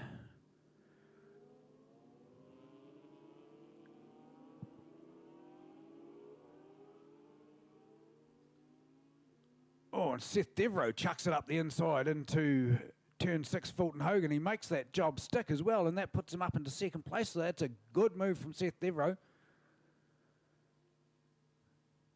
It's a difficult place to make a pass, especially when you're coming from a fair way back. The surface there is quite broken and quite bumpy. So Seth Sudbury obviously got a good feel for his front end today. He's very happy with how the bike's performing. But in the lead, I would say that is Dale Finch. Dale's getting himself set up for a lunge at the New Zealand Superbike Championship this year. He's ridden consistently well for the last couple of seasons, and he feels he's got the pace to move up to the Superbike class and do the business. So wish Dale all the best in that manoeuvre.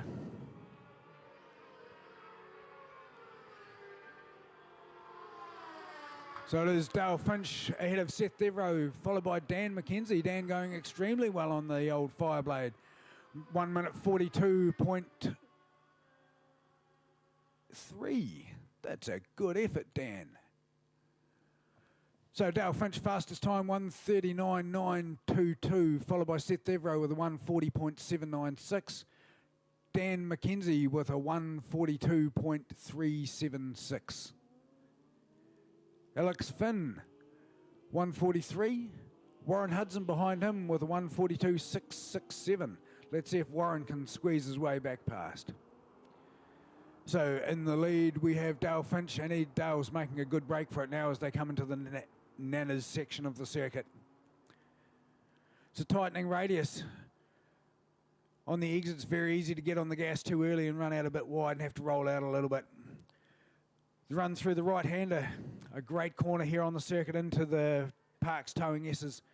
And the next corner looks like it's got a straight, but if you take it at speed, it's actually a single left-hand curve, banked all the way around.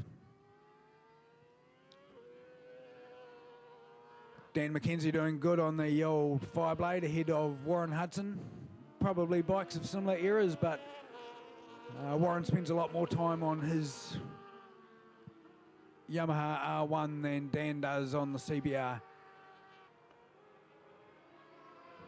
So there we go. There is Dale Finch across the line, a 134.4. Seth Devereux, 136.6. Dan McKenzie, a 138.4. Warren Hudson, a 138.2. Angus Finn, a 139.1. Michael Lee, a 140.4. John Lowther, a 139.6. Carl Waho, a 142.3. Doug Oxham, a 146.3. And Scott Miller, a 146.2.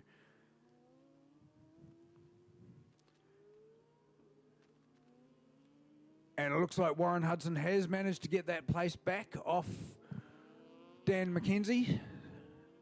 So we'll see what Dan can do.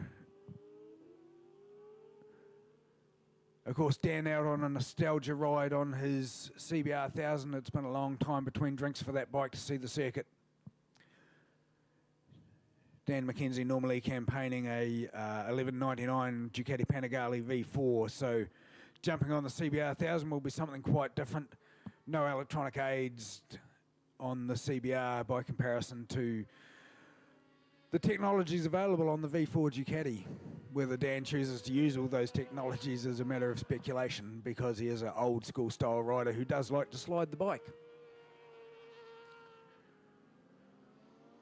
Credit where credit's due, Warren Hudson in third place, holding the field. And there we go, there is Dale Finch again taking the lead and taking the white flag ahead of Seth Devereux. That's an encouraging ride for Seth for this season. 136.8 for Seth. So Dale Finch 133.9. Seth Devereux 136.8. Warren Hudson a 138.009. Dan McKenzie 138.493. Angus Finn 137.929. Michael Lee 139.678. That's Michael's fastest lap of the race. John Lowther 139.7, also his fastest lap. Scott Miller also putting in his fastest lap this session, 145.5. Carl Waho a 142.8, and Doug Oxham a 149.8.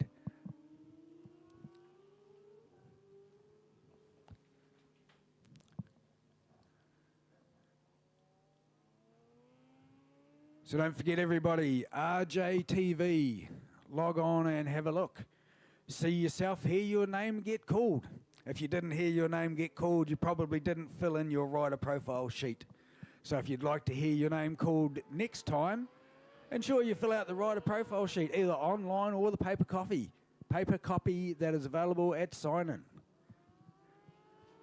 Certainly it's good for your sponsors to have their names put out there. Your supporters, I'm sure your helper, the man who puts your tyre warmers, or the woman who puts your tyre warmers on and your bike on the pit stand, I'm sure they'd love a little bit of recognition as well, so make sure you recognise them. And here we go, Dale Finch crossed the line, followed by Seth Devereux in second place. And that's Warren Hudson coming through ahead of Dan, the Android McKenzie, ahead of Angus Finn. John Lowther takes the lead from Michael Lee. A good move from John there. Who's going to come through? Is that Carl Waho? Yes, it is. And he'll be followed by Scott Miller and Doug Oxham. A great ride by everyone out there. Fantastic riding by Dale Finch, though. Absolutely blown away by the speed he's shown today. A 1:33.956. A good effort in the middle of winter. The track conditions aren't there, I've got to say. So a brilliant, brilliant ride. Well done for Seth Devereaux for his essentially a win in Formula 2. So Dale Finch first in Formula 1, followed by Warren Hudson second in Formula 1, Dan McKenzie third in Formula 1, Carl Waho fourth, and Doug Oxam fifth. And in Formula 2 we have the winner, Seth Devereaux, hailing from Cromwell. Seth Devereaux. Second position, Warren Hudson from Christchurch. No, it's not. It's Angus Finn, Formula 2. Second position, John Lowther. Third position, Michael Lee, fourth, and Scott Miller, fifth. So while it was a combined race, there were two classes, and everyone gets their credit where credit is due. Absolutely brilliant ride from Seth Devereaux, second overall and first in Formula 2. Dale Finch, first in Formula 1 and first overall.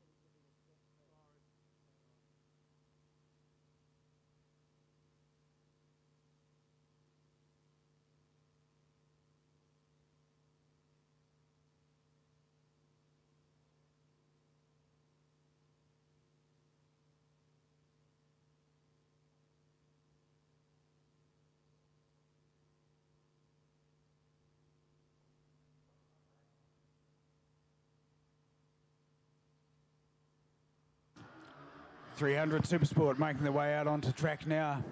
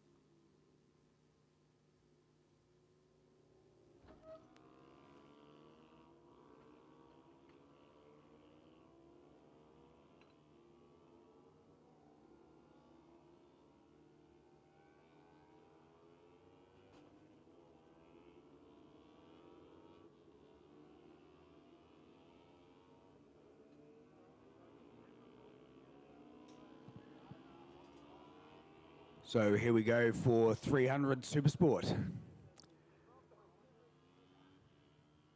And unknown to me, but now I've just realised 300 Supersport has two categories. It has Supersport A and Supersport B. So two different classifications in this one race again.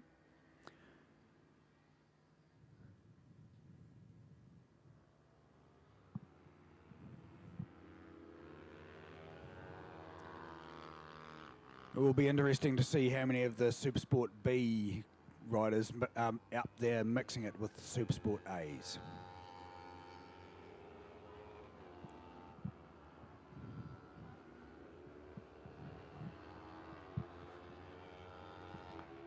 So it's been a fantastic day's racing here today. It's been pretty much windless, perfect conditions for racing all day, a little bit crisp in the morning, but certainly it's been just slightly overcast, keeping the sunburn away.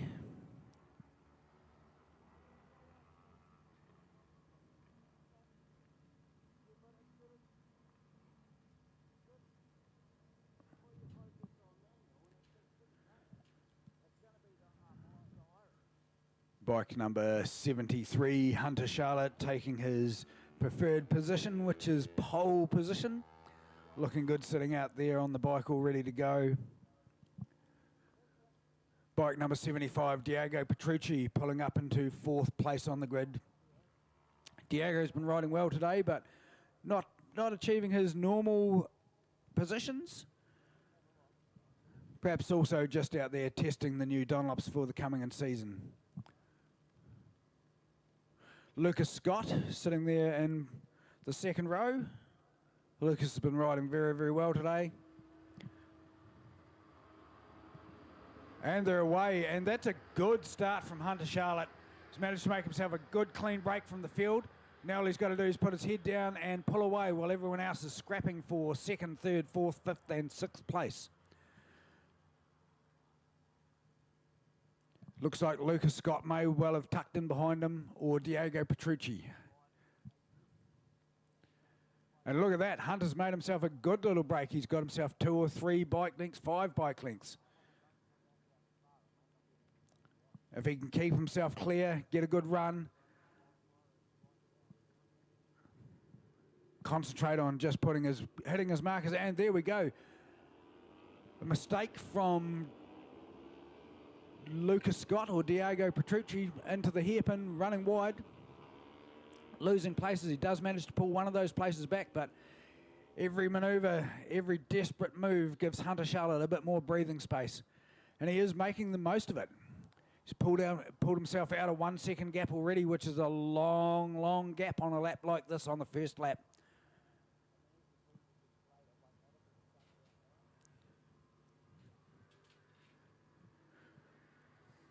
So Hunter Charlotte leading Diego Petrucci ahead of Lucas Scott, Oliver Wright and Will Furness.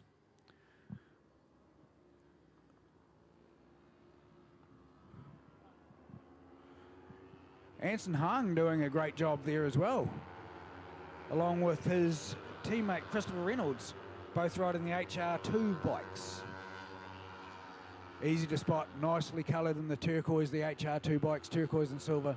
But in the front, it is Hunter Charlotte with a good commanding lead over position 2, which is Diego Petrucci. Position 3, Lucas Scott. In 4th position, Oliver Wright. 5th position, Will Furness. Fastest lap, 1:48.231 so far from Hunter Charlotte. Diego Petrucci, 1:49.558. And it looks like Hunter Charlotte has everything to pay for in this one. He has a commanding lead, a lead of over 100 metres. Diego Petrucci's got his head down now, though. He's managed to break himself clear of Lucas Scott. What can Diego do? Can he do anything? It's only a very short race. He's going to rely on Hunter to make a mistake, but Hunter's a seasoned campaigner for a young man. He's had a good look behind him. He knows he's got a clear gap. He knows he doesn't have to do anything stupid. All he's got to do is keep his head down and keep lapping consistent laps, hitting his markers, keeping good, clean lines, fast and flowing, smooth.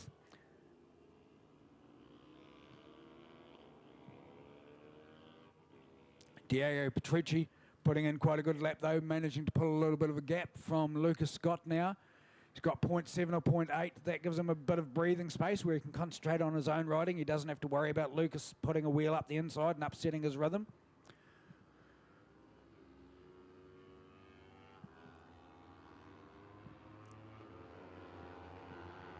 And following Lucas Scott, we have Oliver Wright.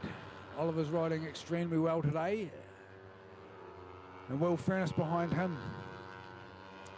There's no chance for sleeping. Everyone's got to keep their wits about them because one mistake and the rider behind will have the opportunity to pounce. So Hunter Charlotte ahead of Diego Petrucci, Lucas Scott, Oliver Wright, Will Furnace, Anson Huang, Christopher Reynolds, the two teammates, having an absolute ding-dong battle between them. It'll be handshakes and hugs all round at the end of this meeting, I'm sure, for those two fellas. Absolutely brilliant riding, and it's great to see young guys forming a team together so that they can actually assist each other with bike setup and ideas and preparation. And don't they look absolutely brilliant riding around together? That's Anson Huang and Christopher Reynolds, bike number 78 and 89. But at the head of the field, it is definitely Hunter Charlotte.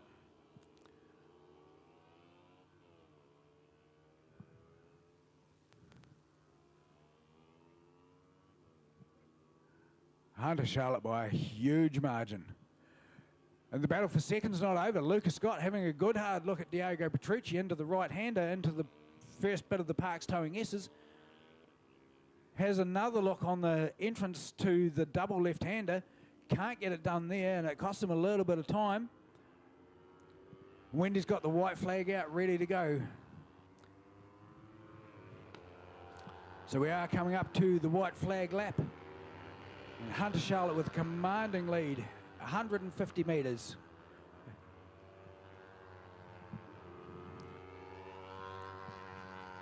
And there we go, Hunter Charlotte crossing the line, and Diego Petrucci closely followed by Lucas Scott. Now Lucas has got the draft and he's actually managed to pull alongside. He's taken them through into turn one. Lucas Scott has taken the lead. Can he get it stopped now for turn two? Looks like Diego's got a good clean exit out of turn two and a good run. Lucas manages to maintain a 2 bike length gap. Is he going to be fast enough into the link kink? He does. But Diego has the draft. Lucas awesome on the brakes into the Euromark hairpin. Can he get it stopped? He runs a little bit wide, gives Diego half a sniff. Diego's going to have a little look. Is he close enough into the right-hander? No. Lucas manages to hold his nerve and hold the brakes. Next shot is into Nana's, but again, Lucas riding defensive, holding a nice defensive line. Hunter Charlotte exiting with metres and metres to spare. All Hunter has to do now is just ride a nice consistent lap and a nice consistent line, and he's got this one. Diego, however, has to throw absolutely everything at it.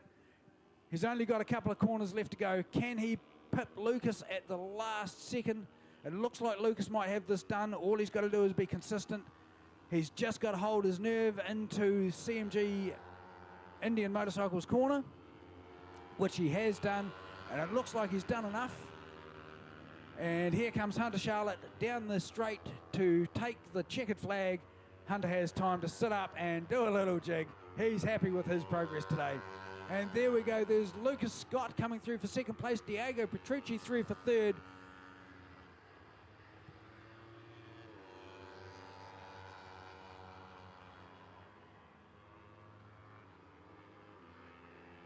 Oliver Wright in fourth.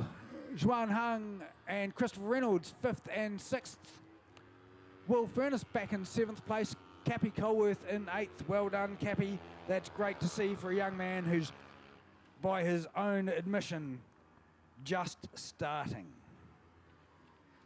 Good work.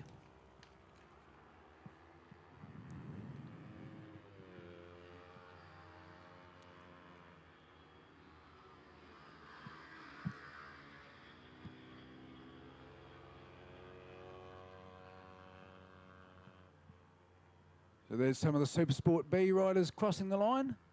And in fact, Cappy Colworth, Super Sport B rider, finishing in 8th place overall. Well done.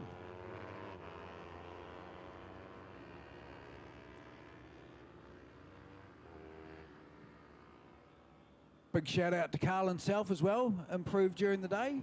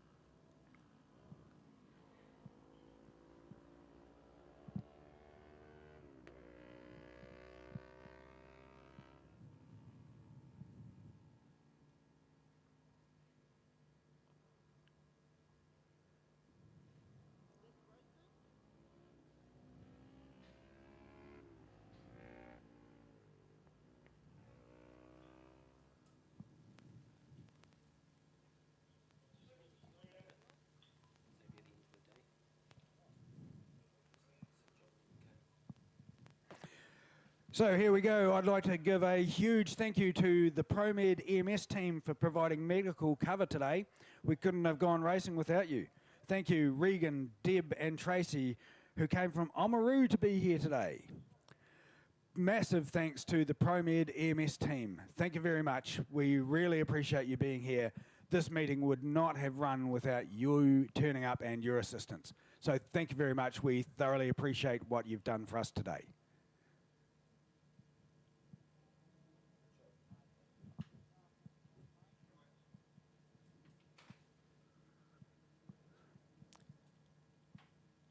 So here we have the 250 production lining up.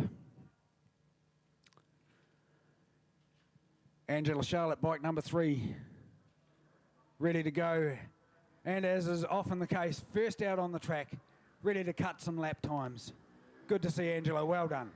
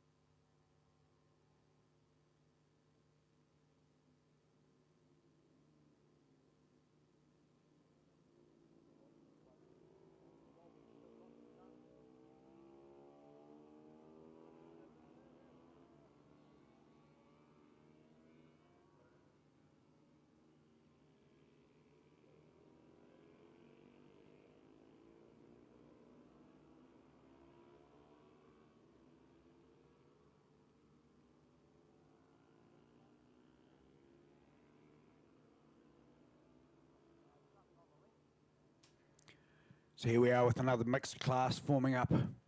250 production and Supersport 150.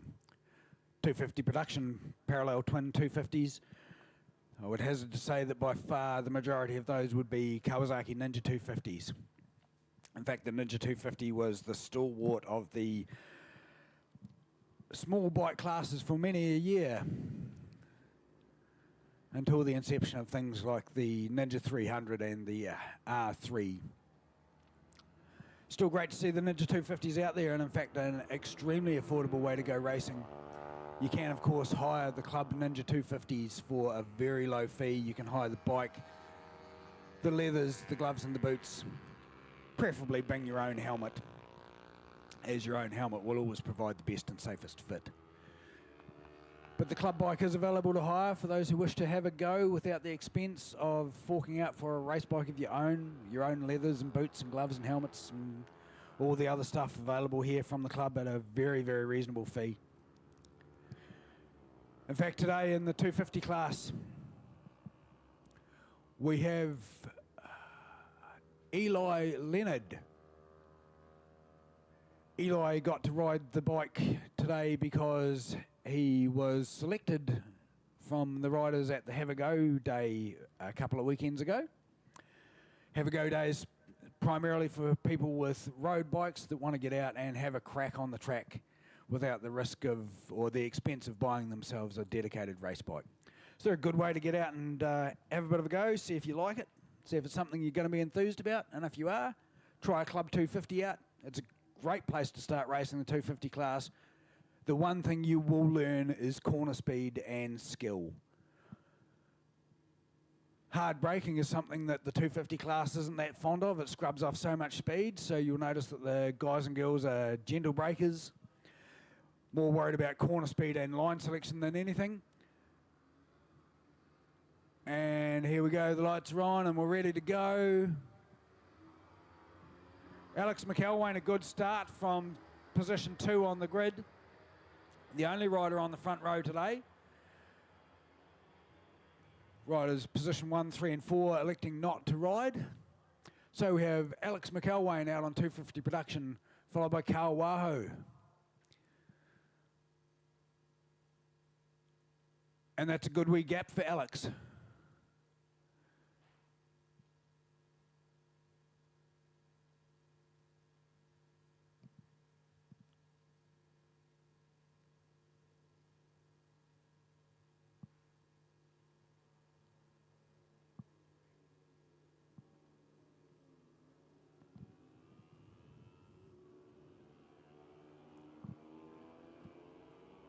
So Alex McElwain leading Carl Waho and Jack Cotton, Sam McCurry and Ryder Chamberlain. Ryder Chamberlain, another one of the young guns coming through. Ryder's been racing in the Transatlantic Cup for Team New Zealand. It would be a highlight of any young racer's career, I can assure you.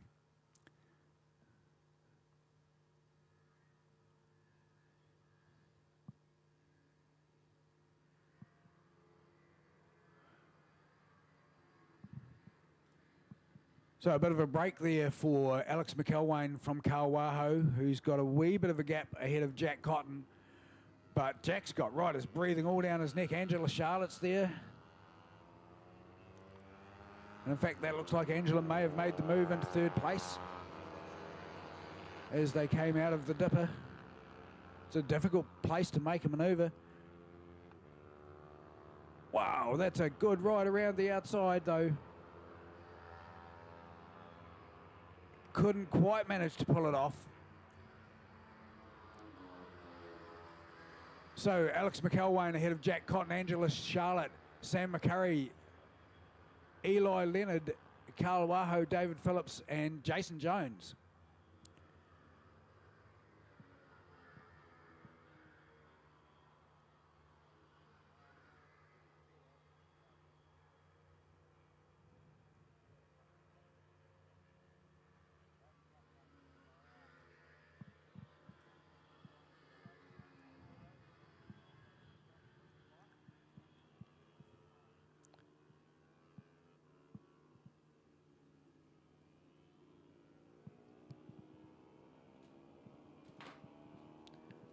And there we go, we have a commanding lead from Alex McElwain.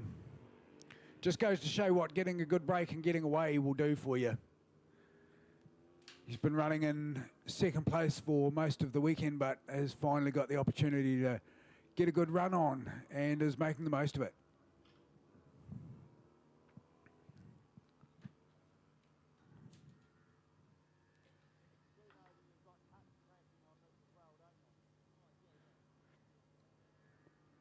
So Alex McElwain ahead of Jack Cotton, Angela Charlotte, Sean McCurry, Eli Leonard.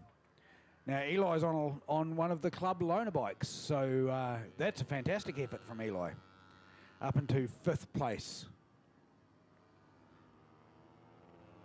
Amazing, good riding. That's fantastic to see. Just goes to show from Clubman's to 250 production. Absolutely brilliant. So Alex McElwain takes the white flag with a good size lead, almost half the length of the straight ahead of, I'm going to say, Jack Cotton and Sean McCurry.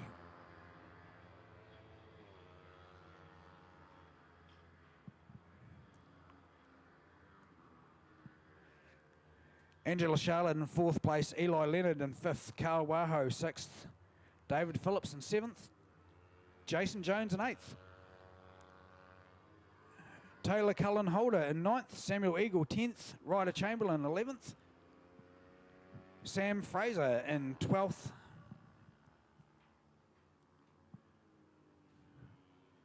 and that's a good battle going on for what's essentially 3rd, 4th, 5th and 6th place. And that will be between Sean McCurry, Angela Charlotte, Eli Leonard and Carl Waho.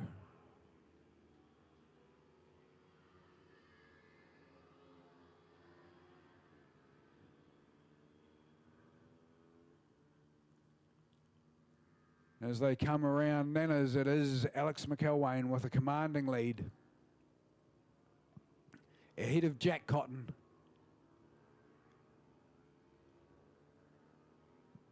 And it would be Angela Charlotte in 3rd place. Not 3rd place on the track, but 3rd place in her class.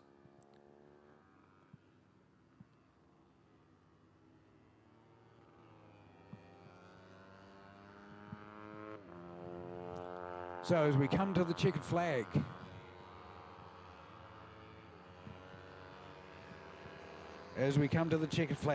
we have Alex McElwain take the win by the length of the straight, ahead of Jack Cotton.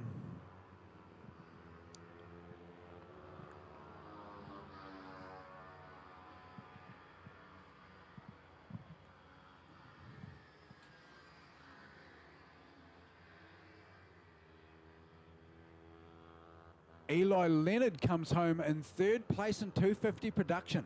Well done.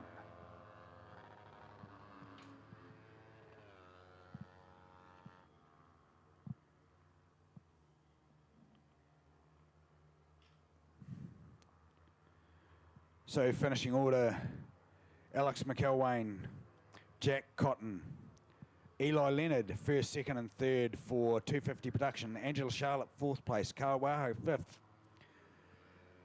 Jason Jones, 6th. Taylor Cullen Holder, 7th. Sam Fraser, 8th. And in 150 Supersport, Sean McCurry, 1st. David Phillips, 2nd. Ryder Chamberlain 3rd, Samuel Eagle 4th, Sam Maybe in 5th, Jack Clapham in 6th, and Jack Nimmo in 7th. So 2 different classes, scored separately, racing together.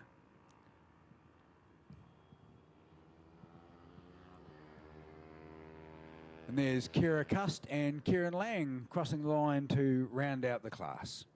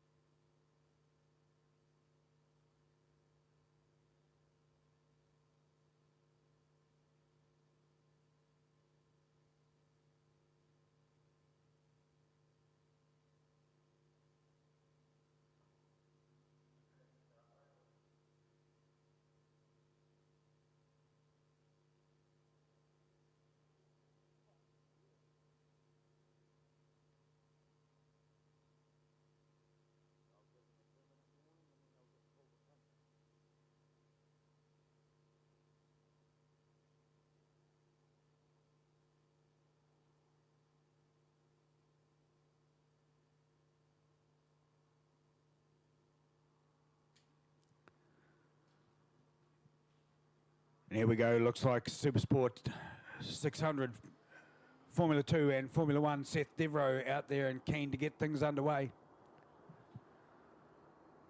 It's going to be a Seth Devereaux affair if no one else bothers turning up for the start. So Seth's already making his way round towards Link Kink. Let's hope that we see some more 600 superbikes out there ready to go.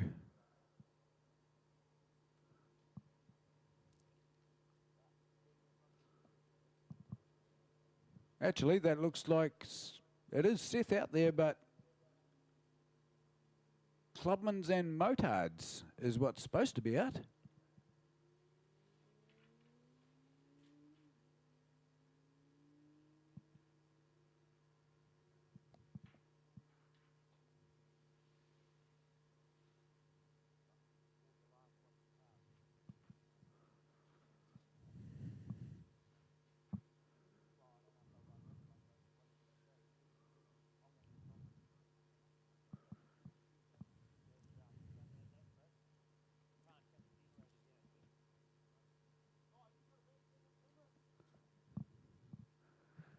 So one bike on the track's going to be a lonely race, but at least he knows he's going to get first.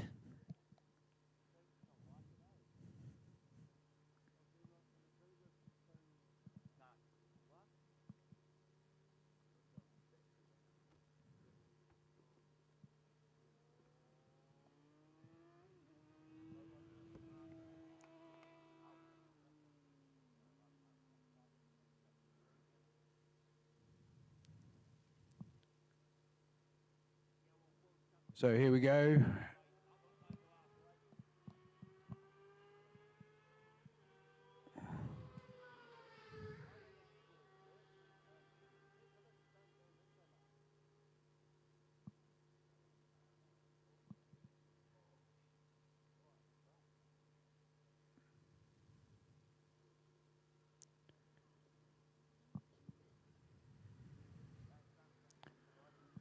All right, so it looks like we've got 3 bikes heading out for the Clubman's class.